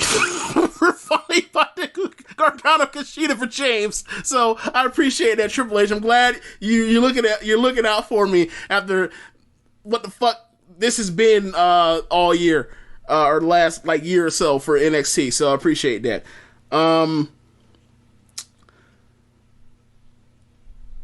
So then we end up getting a face-to-face interview at a table between Ciampa and Thatcher with Wade Barrett moderating, interviewing, and I got something on this. So did you see? So you did see parts of this, or no? No. Okay. Ciampa did not have the fresh bald, freshly shaved head. Like, this is the first time I ever seen balding Tommaso Ciampa as opposed to bald Tommaso Ciampa, and it was like, wow. So, anyway, it was. They explained it as such. Last week, if you're supposed to be in the fight pit, but you were not cleared. Can you talk about your injury? Thatcher says, I was injured, or I wasn't cleared last week, but I'm clear now. Ciampa smirks and smiles and says, so, like, what was your injury? And then, obviously, Thatcher smiles. He's like, no worries, we're all good. It's like, I'm not going to tell you. You're not going to rip my arm, whatever's wrong with me, limb from limb. And then they get into it. Thatcher says that he's a shell of a man, that Ciampa's a shell of a man that's still looking to try to prove himself that he still deserves to be here. Thatcher and Ciampa's like, and I'm here looking for a challenge. I beat you in a regular rules match. That's my domain. You had the fight pit. You're undefeated in the fight pit. I want to see what you're about. And then they start throwing some more personal type barbs at each other. I can't remember, but like, as far as that, just from that, it was good enough and whatever else. And you forget that like Ciampa is one of the better promos we have, but because they don't really use it in that way because he's not as high priority anymore. But yeah, that was in and out. What were you about to say though? If Tommaso Ciampa beats this real shoot man, leave the business, grappler man in the fight pit, like, leave the business. Triple H needs to be fired. Like, Ciampa has, like, what the fuck? Like, Ciampa has no business winning this match. None. He shouldn't have lost. He shouldn't have lost a regular rules match. Thatcher should retire. Like, that man put Matt Riddle the fuck out of here. But like, so he's supposed to be scared of this dude with this trick neck, man. If he don't wrap this nigga up like and choke him out and put him to sleep in the pit and bust him open, right? I don't know about bust him open, but I get what you're saying. So then yet again, Atlas and Swerve come down, and then you get MSK revealed to be MSK, the Rascals. They're MSK now. I forgot who's who in the Rascals, but the Wesley's the black one. Huh? Say again? Wesley is the brother. Yeah, well, the brother man is real good. The brother man who's in there with Atlas and he was in there with Swerve looked like he belonged. Looked like he was of that cloth and ilk. It was fun when he was in there. Don't get me wrong. The white homie, he's good too, but like it felt like there was a chemistry there that wasn't with Atlas, that wasn't there with like Wesley had with Atlas and Swerve. But they did a bunch of cool stuff. It didn't go that long. But it was really cool. And ultimately at the end, MSK ended up getting the win. They ended up pinning Swerve. So let's get into it, man. Why, since Swerve is headed towards his path of being a heel, why is Swerve coming out with the old like 1997 Undertaker deal, but in silver or platinum or white gold? As opposed to I can't speak for his wardrobe choices, but I have a feeling that he wants everybody to believe he's crazy. If y'all have seen like, you know, some of his social media, the way he's like responded laughing at everything, is pretty interesting. He's I've spoken with Swerve off the record, but it's not a hysterical laugh like he's crazy. It's a laugh like I'll kill you. That's his laugh. Yeah, that's right. The kind of laugh he's giving. Like, all right, turn your back to me if you want to. You put your your guard out if you want to. I will stab you. Like that's kind of. He's going nuts. Like he's going insane. Slowly. That's why I think this is part of like he's gonna be. Y'all want to see a fucking character? Oh, I'll be a character. All right. Okay. So, I won't reveal, trade secrets. Some of the future, the trade secrets. But, I saw the jacket. I thought the jacket was hard, personally. I couldn't think of anything else, but this is 97 Undertaker shit. Except it's platinum gold or platinum white gold, silver and not black. I couldn't think. Hey, like it looks better than. Look, I told Swerve this, at his house. I was there. I was like, bro, when you wrestled, what's the cruiserweight champion's name? Phantasma. Santos. I was Santos, like, bro, Phantasma, same difference. Yeah, I was like, bro, like when I saw the entrance, I knew who was winning. Like, so like, and I think he was wearing like more plain stuff then, and you put, this new stuff on him, and it kind of gives him like a look. Gotcha. Okay. So then we get an announcement that next week begins the women's Dusty Cup. I don't even know why they're having that, but so check this out. It's, from what I saw, it's a 4-team thing. All NXT. The teams are Casey and Caden, Tony Storm and Mercedes Martinez. Man, Andy, that's a lot of ass. Oh, I mean, go ahead. Andy Hartwell and Candice LeRae, and Shotzi and Ember. It's cool. It's a cool thing to do when you're already set out heading towards Io Shirai versus Raquel. Rhea is seemingly going to be gone. Like that's cool for like a 2-week thing, right?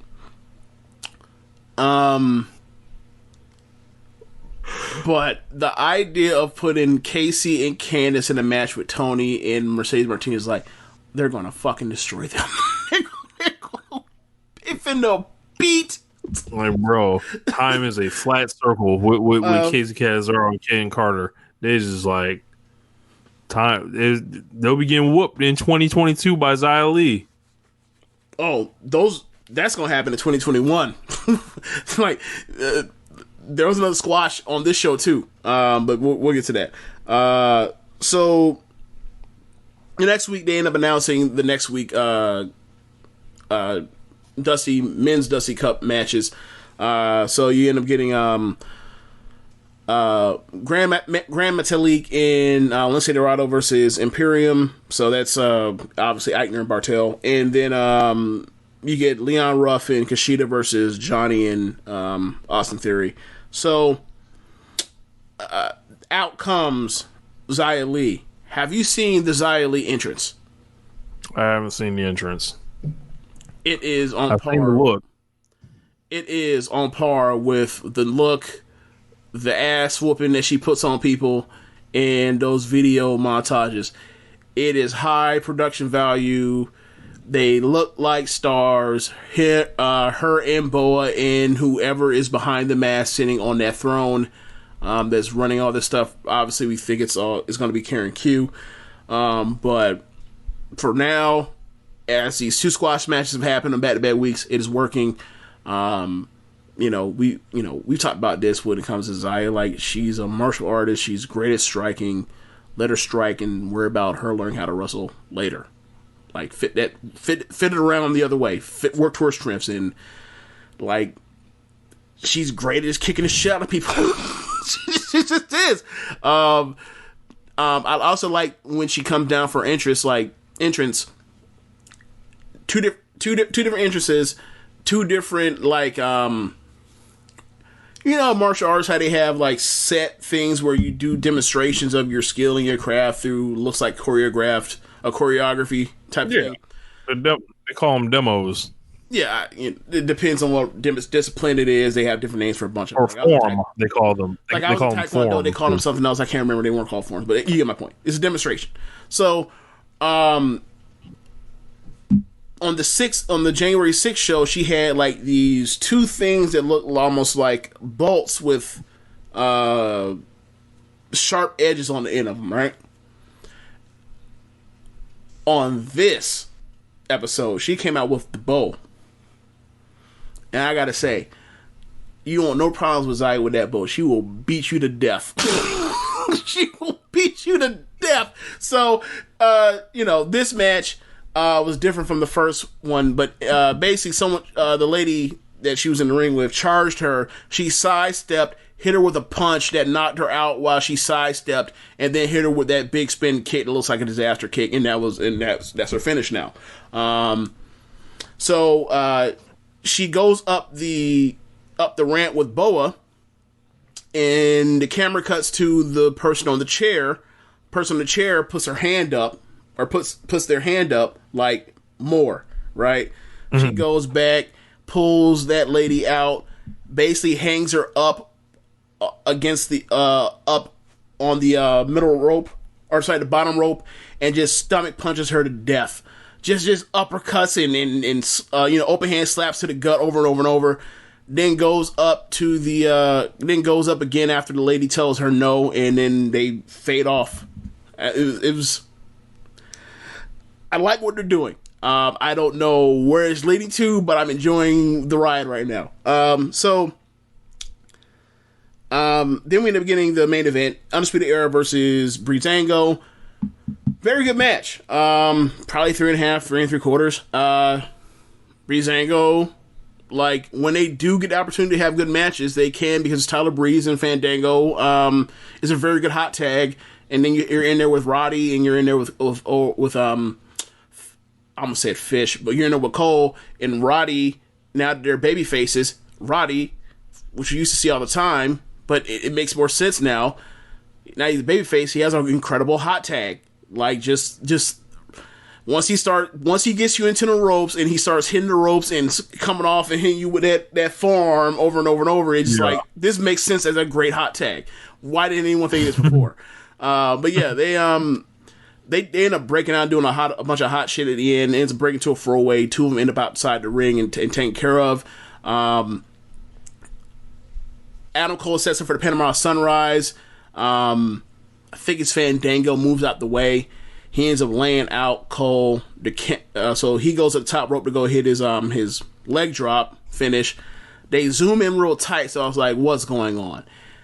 As he jumps off, they zoom out, and Cole is up, and he super kicks him after he jumps down. I'm just like, imagine you're in front of more than the 25 people that are there now. Imagine you're in front of the old 400 people at NXT. You're not gonna pop for that. You'd be like, you're a fucking moron. What are you doing jumping off when you see that dude's up on his feet? Obviously from the camera angle, I didn't notice, but like the second they zoom out and you see him kick him, is like, what other conclusion do you have than that's exactly what happened. Like, he got up, he jumped off anyway after he had already got up. It was a flying nothing. Whatever. Pins him, and then they fade to black. Yeah, man. NXT. So, we've got some questions here to close down the show. We don't have that many, but got a couple questions for me. I'm sorry. Hold on. Wait. I forgot about this. So, after or in the middle of the match, O'Reilly was down at ringside just in case McAfee Goon came back. I guess they're now done Goon because who knows the fuck McAfee comes back. But in the middle of the match, they attacked O'Reilly, and as they attacked O'Reilly, Balor. I'm sorry. They actually were about to like hurt his jaw really bad, like kicking him in the jaw, like doing a running knee or whatever else. And then Balor came in and trying to ward them off. And then the numbers advantage on the outside got in the way. And then Dunn was able, like he basically Balor ended up fighting Lorcan and Birch, so that left Dunn to be alone with O'Reilly. So Dunn got up and he basically did a running knee into his side of his head into the barricade, which like fucked up his bad jaw even worse. So they had to care for him, but like Cole and Roddy were about to go tend to him, but then they got pulled back into the match because Breezango kept fighting them, so they couldn't get free to help him. So after the match, they went to go care for O'Reilly. Then that's the end of the show, actually. Gotcha. Yeah. So, question from Maserati says, will Charlotte fuck Lacey's dad for revenge? I know I've overused the Josh meme a lot lately. Who fucking cares? Like, I don't know who Lacey Evans' dad is. I don't know if I don't know who her kayfabe dad is either. Who cares? Like, I get it. Apparently, she showed up to Monday Night Raw tonight wearing a Ric Flair robe to stun on Charlotte. So it's like, yeah. What football player or collector did WWE buy that off of, or rent that off of? It was a blue one too. So I think the only fucking Charlotte is she kind of shows y'all. So I don't think she's gonna be fucking Lacey's dad. Jeremy has a question. He says, what bold wrestling predictions do you have for 2021? Bold wrestling predictions for 2021. Man.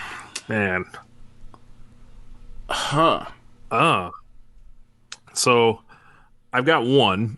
So I'm going to it's like a kind of a half prediction. So somebody that is an untouchable or seemingly like an untouchable will show up on AEW Dynamite this year, like a John Cena. Like, if you're talking about that level, so you're talking about like an Undertaker? Well, he can't do. Undertaker signed forever. He's on a contract to like, we'll be dead by the time he's out of contract. A John Cena level untouchable. Okay, I mean that's as a bold prediction. Yeah, sure. I don't know. I really don't know.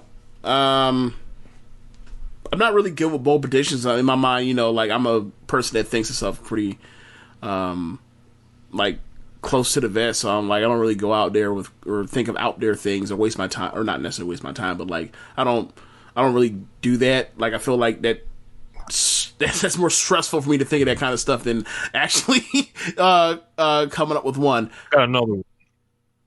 You just pull him off the Chris Jericho will have his last match this year.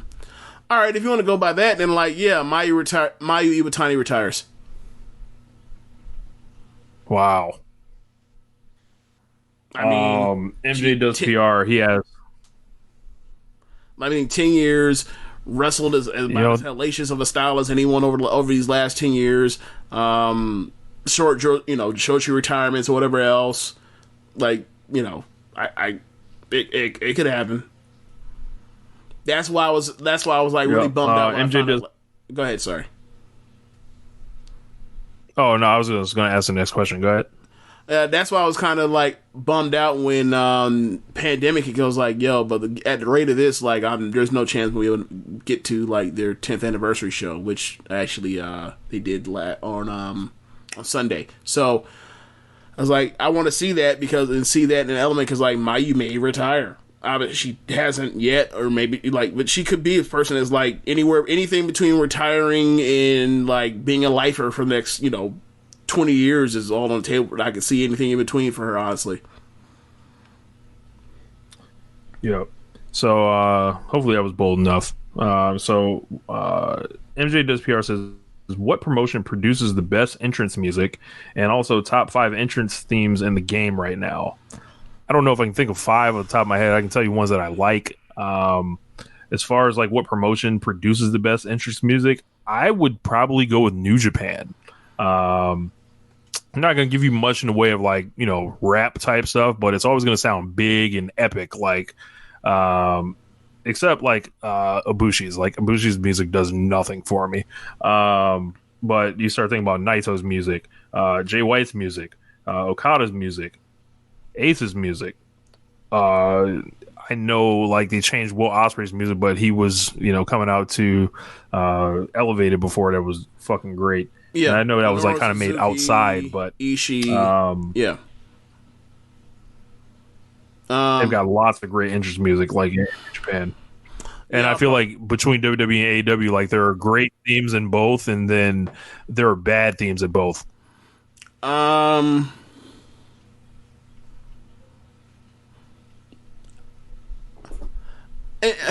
probably go New Japan too for that same reason. Like I think the people that are the top people, I feel like more of the stuff is memorable. What I will say is I do not like the era we're in with entrance music to where like most people's music does not have or do not have vocals on them. To me, it kind of feels like a cop out. But whatever. That's a personal preference thing. Yeah, I like Kenny's theme. I like Naito's theme. I like. Damn, they did change Johnny Gargano's theme. I don't like his theme now. Like her and his stuff sucks now. Yeah, I like the Bucks theme. I like all the people I named in New Japan. I also like Sasha's theme. The original one now. I like the original personally. Yeah, I like the original one more too. Trying to think. Undisputed also dope. Kevin Owens has always had dope theme music. I like the Usos' old music a lot. Who else? Hangman's music sounds epic at the right, in the right setting. I feel like at Revolution that was like VLA. If you don't see it with that, like that's like that was the perfect setting for it. Jericho's music, even though it's like kind of on the way out of here, I feel like like that shit has rang off for like 3 years now. And that was like, not made by the wrestling promotion. Yeah, so like entrance music is weird because like I think there's only like especially in wrestling, because there's only there's a limited amount of people that do it. So it's like I think you got to like look a level deeper like for dope entrance themes. Well, so for me, now that Nakamura has his original WWE music back, I think he has the best music in the game again. Yeah. So like, thanks for that, for giving us back, the best music entrance of like, like the last like 5 or 6 years of wrestling. So you got that. It's something that Ospreay no longer uses Elevated, but whatever. He's a character turn, so whatever. So if for me, like, I would put Nakamura way up there. I'll put Jericho's way up there. This is all personal preference, of course. I like El Desperado's theme a lot. Anything that sounds like mariachi, like I'm always with it. That's funny. I'm trying to think. I like the theme song that I produced for Grave Consequences. So if you guys haven't heard that, check that out. As far as NXT, there's nothing that really grabs me right now. They like except for I'm not getting down thing. I would say I'm not getting down with the Fallen Prey. Like they can fuck off. Hell no. Like the Aleister Black shit is way better than that. Or is still way better than whatever. As far as looking through AEW, I like Private Party's new one now. Keith Lee. Keith Lee's new one after they've gone through the fiasco of his NXT music, and then the shit they tried to give him at first. Like the music that he has now, I really like. Darby, I like Darby's his, up there. Moxley's just feels so like familiar. I can't quite put my finger on it. It's like it gets your head bobbing like and your heart like kind of racing when you hear it. I think. Yeah. Like me, like quite frankly, I thought about this for like sampling Ishii's music and then like treating it like a Jalo Beats beat. Yeah. But I haven't done it, and like I bet somebody does it now. But whatever. It's fine. But yeah, I'm actually throwing Ishii's theme into Fruity Loops like probably like 2 years ago. I'm dead serious. Like you took the beginning, like the first few bars of Ishii's thing, loop it, and then like you already have the hi-hats on there, or not hi-hats, but the snares on there, and then like you do the Jalil beat like version of it, and then like you just imagine Meek Mill from like like 8 years ago rapping over it, and like boom, like that's another version of like I'm a boss. Like, yeah, anyway, so, yeah, like, you mentioned it, like, Okada, Tanahashi, Naito. I really like Naito's a lot. Yeah, like, his music is, like, unfuckable, like... Yeah. Ray Phoenix's music, it's just Lucha Bros. It's just hilarious. Yeah, Lucha Bros work. Lucha Bros. Mexican 0 man. Need us in the ring. Stupid. Sammy G. I also like. I like Sting's music. I think that music is great. His new one. It's hard for me because it's like it'll never be the WCW shit or whatever else, and like even when he was in WWE and they had the rights. Oh, that music was terrible. Yeah, it's like the WWE music. You brought him back, and then you said that he's basically like the vigilante that's up in the fucking catwalk still, and it's like then you use new music. It's like you own the rights to the music. What the fuck? Anyway, as far as underrated one, This Is War, the War Dog. This is war. I have a fondness for Braun Strowman just for the fact that like back when we were really into watching WWE at the time, like once that roar comes out and then you hear that shit, shit sounds like doom. He's finna whoop that ass. So Joshi for me, I like Mayu's Champion music. Mayu's Champion music is cool. I love Momo's, to be quite frank with you. It just sounds like it just sounds like not triumphant. That's not the right word. It just sounds big and like repeatable or whatever else, and like in a bigger stage. Like I feel like it would work. I really liked Hazuki's at the time, even though she's gone now. Kagetsu's was raw too. I'm trying to think other. I like Natsu Poise. It just sounds, and it adds to the fact they're like, I can't believe this woman is in the thug section with this baton and this big bright dance thing that she comes out to. I really like Micah's because Micah just sounds like it sounds like it would have been appropriate for like, I don't know, New Japan or New Japan or All Japan like 20 years ago. I'm trying to think any. Oh, I really actually take it back. Arisa Nakajima's and Seedling is awesome. It sounds like Swedish House Mafia shit from a decade ago. And I like Nanai's because Nanai's has like this build up to where it feels like once she comes out, it's not impending doom, but it's on once she comes out. It's like like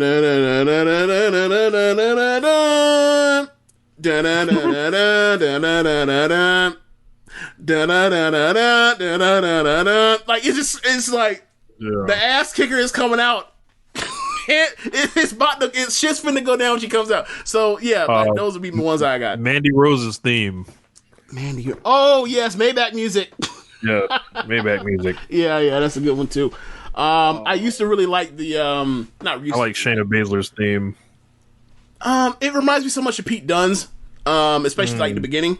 I liked Ruby Riot's before they like did stuff to it. We can go on forever talking about things that we like, but yeah. I think some of the theme music gets a bad rap like that because it's very generic. It's easy to brush like all theme music bad. It's like no, there's a lot more good themes than there are bad themes. It's just the bad ones fucking stand out because you might hear them a lot based on who's being pushed and who's not. Yeah, I think there's more that there's like so many that. Oh, you know who has a really good one that like never gets any play? Miz. Miz has good theme music. Yeah. It has a really good like breakdown in it. Whatever. Yeah. JML asked, he said, Rich, will you go to Mania if they allow fans? I normally don't go to WrestleMania under normal circumstances. So all right, so I'll adapt the question. Will you, if they have indie shows on WrestleMania weekend, will you go?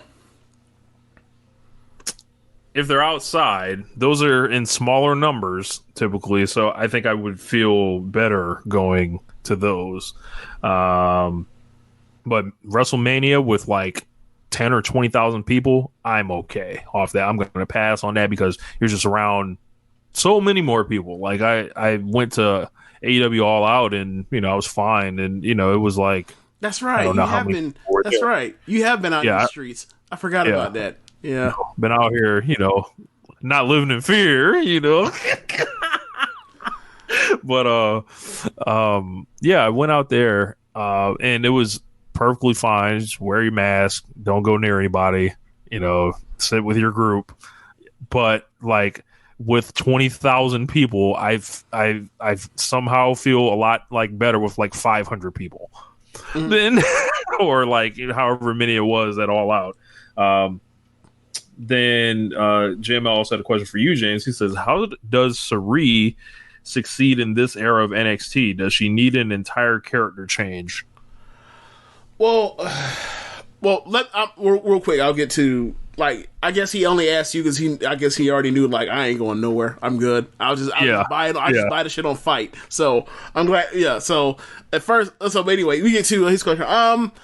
As far as Sarie's character, like, I don't really know much about Sarie's character. I've only really cherry-picked her, some of the matches I've seen from her over the last year and change. Like, the most I know of her character is her story arc where she's gotten to where she's now tagging with Yoshiko and Seedling. I don't know. My concern with her is that it's kind of the same concern I had when I first watched Momo, because they remind me of each other a lot. Like, Sarie is basically Momo if Momo did more, quite frankly, harder head kicks and did head drops or neck drops. So for me, my concern is, what is she going to look like when they don't want her to do what she does to have the awesome matches that she has had over the last couple years, and how will she adjust to that? Like, and this kind of thing, when I think about like why I don't really enjoy as much Arisa Shiki as you do, is like, I think like it shouldn't matter, but because like I don't think anyone's going to just come. I don't think any and everyone's going to come over here to WWE, but it's like, if I saw, I don't know what the hell Arisa Shiki would do if she had came over to WWE. Like, you wanted to now do chain wrestling? That's not, that's never anything she ever really did. But as far as Sarie, character, I don't know. I think she's probably going to be a smiling babyface. Just a smiling, like me babyface, and then they'll probably change it, and then she'll get over as some type of crazy person, and then they'll go from there.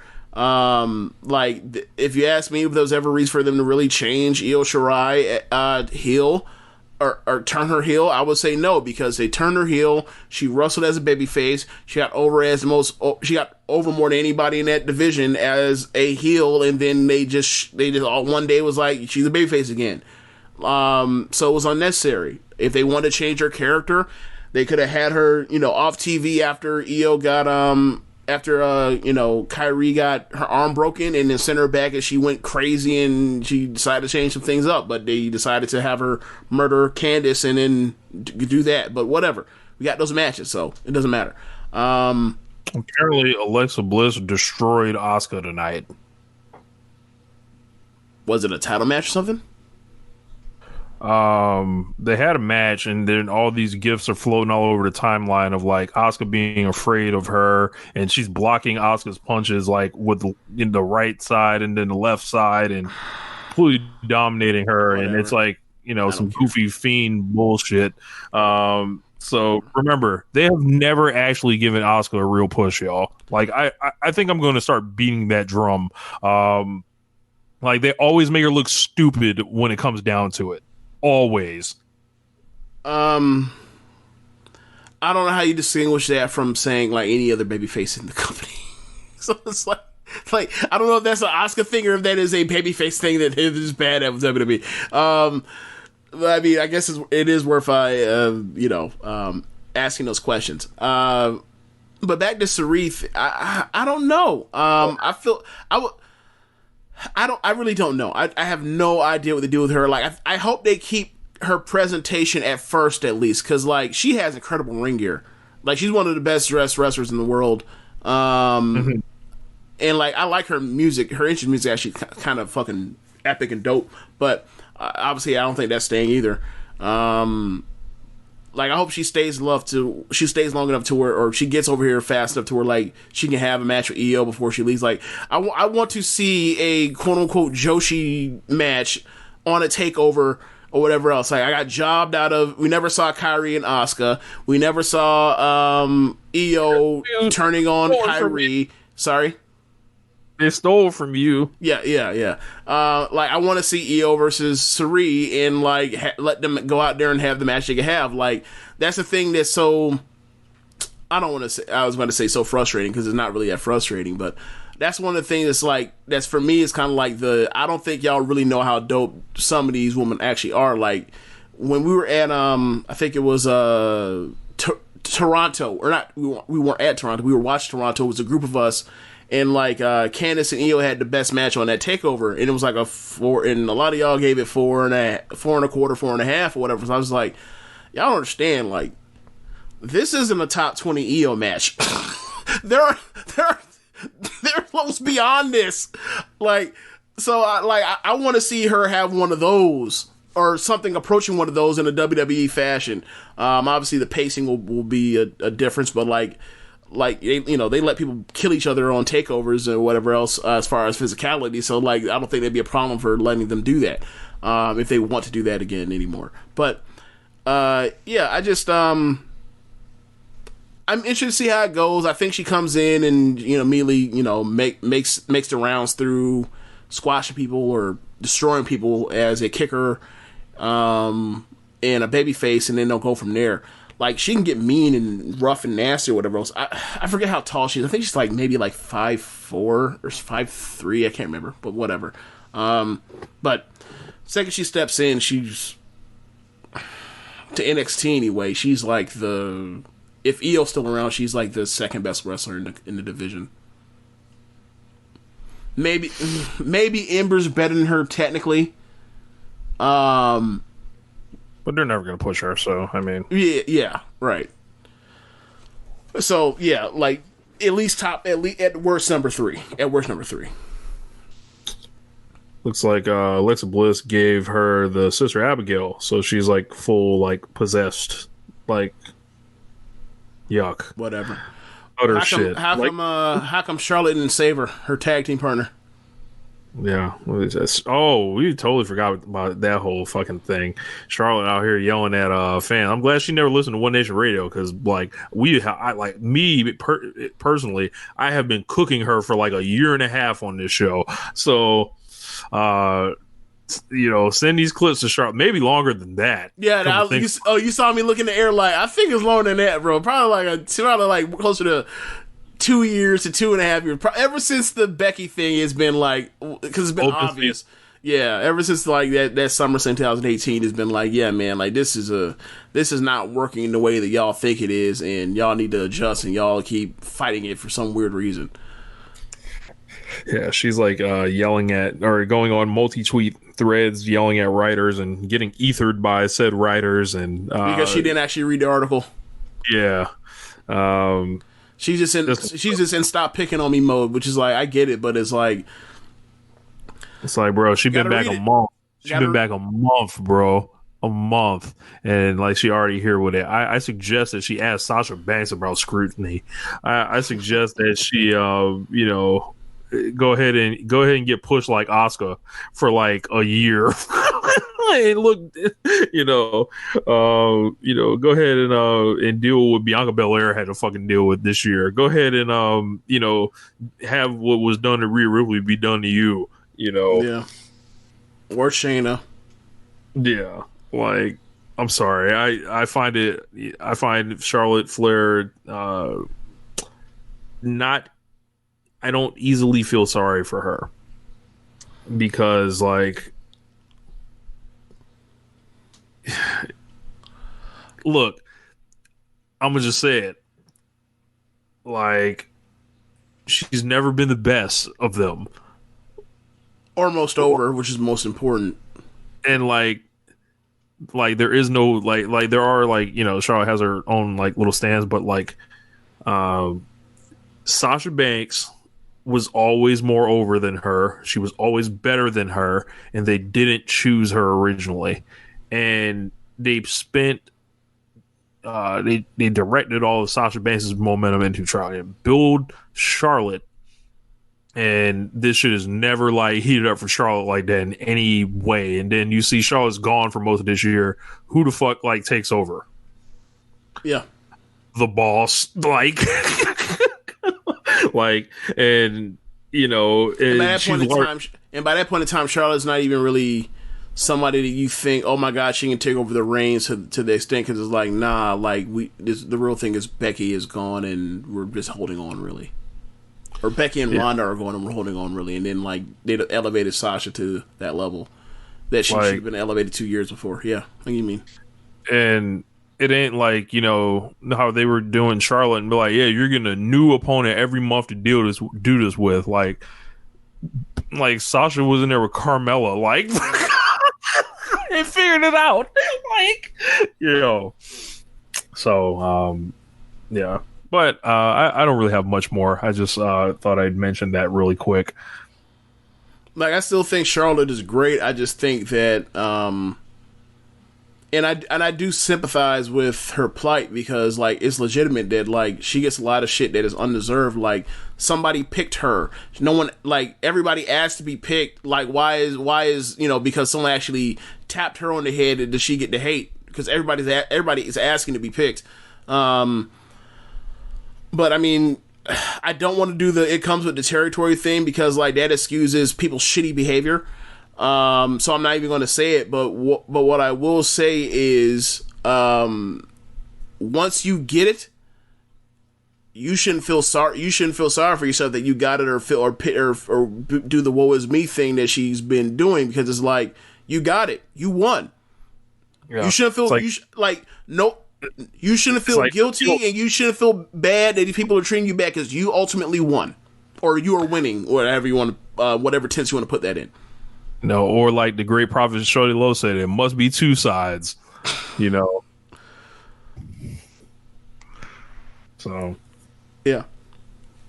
Anyway, I have no more. Yeah. Vote in the One Nation Radio Awards. This is going to be the last week. I'm going to try to do the tabulations at least by Saturday. I don't know if we're going to do the award show next week, but I don't think anything major is happening by next week. So that might be the time to do it. If not, probably first week of February might work. So get excited, everybody. I think you guys are going to find these awards very interesting. I think we picked a lot of good categories. There's only a couple of them where, we put some on there and it barely got anything. So, yeah, you guys represented well. And then a lot of people have been, sharing it. So, quick Stardom thing. Not the anniversary show because I think there's only like 3 or 4 matches that are actually up right now. But not last weekend, but essentially last weekend shows for Monday and Saturday, I think. I want to say it was the Saturday show. They had a Starlight Kid and Lasaya match versus Natsuko Tora and B Priestley, which was really good. I ended up giving 3.5 stars. And then the main event of that show, I believe, was Utami, Momo, and Azumi, the top 3 of Queen's Quest versus Julia, Maika, and Natsupoi. And they're in a trios match, and they're basically wrestling each other. Basically, it's a wrestling match, James. They're mostly focused on showing you the confrontations between Maika and Utami for their red belt match at the 10th anniversary show. Really good exchanges, like they always have. But I ended up going 3 3/4 on it. Utami and Queen's Quest off to a really hot start as far as really good matches. So can't wait till it finally all gets uploaded. Yep. Did you find out about the 10th anniversary title match yet, or no? I know no results. Don't tell me shit. Oh, okay. I don't know any post match or anybody showing up or any announcements as far as tickets for the Budokan stuff, because I know that I think tickets go on sale for it in a week or 2. So, obviously they're going to have a rollout to get, let you know more stuff is on the way, but I don't know any of that. I don't know anything. Don't tell me shit. It's crazy how Manami Toyota showed up and, said, I want the belt. You see, you being funny and all that shit. She's, she retired in 2017, and she's actually was on the Sumo Hall show in 2013. So, if they reached out to her, she might show up. If the price is right, she might show up. We could do her and B, What? He gets to keep the move, Could you clip imagine? that. And the show. That's the end of the show. Be sure to raise whatever app you're using to listen to this with. Be sure to tell the folks about the Social Suplex Podcast Network. Also, check out ProWrestlingTees.com/Social Suplex to pick up some official Social Suplex Podcast Network merchandise. And also be sure to check out the other shows on the network. On this show, we have, on Mondays and Tuesdays, we normally have this show, One Nation Radio. Tuesdays, for now at least, Keepin It Strong Style. Wednesday, the Ricky Clive Wrestling Podcast. Every other Wednesday, Grown and Watch This Shit. Thursday, the Grave Consequences Podcast. Friday, 8-Bit Suplex. Saturday, All Things Elite. And Sundays, Great Match Generator. Thanks for listening, y'all. Peace. Later.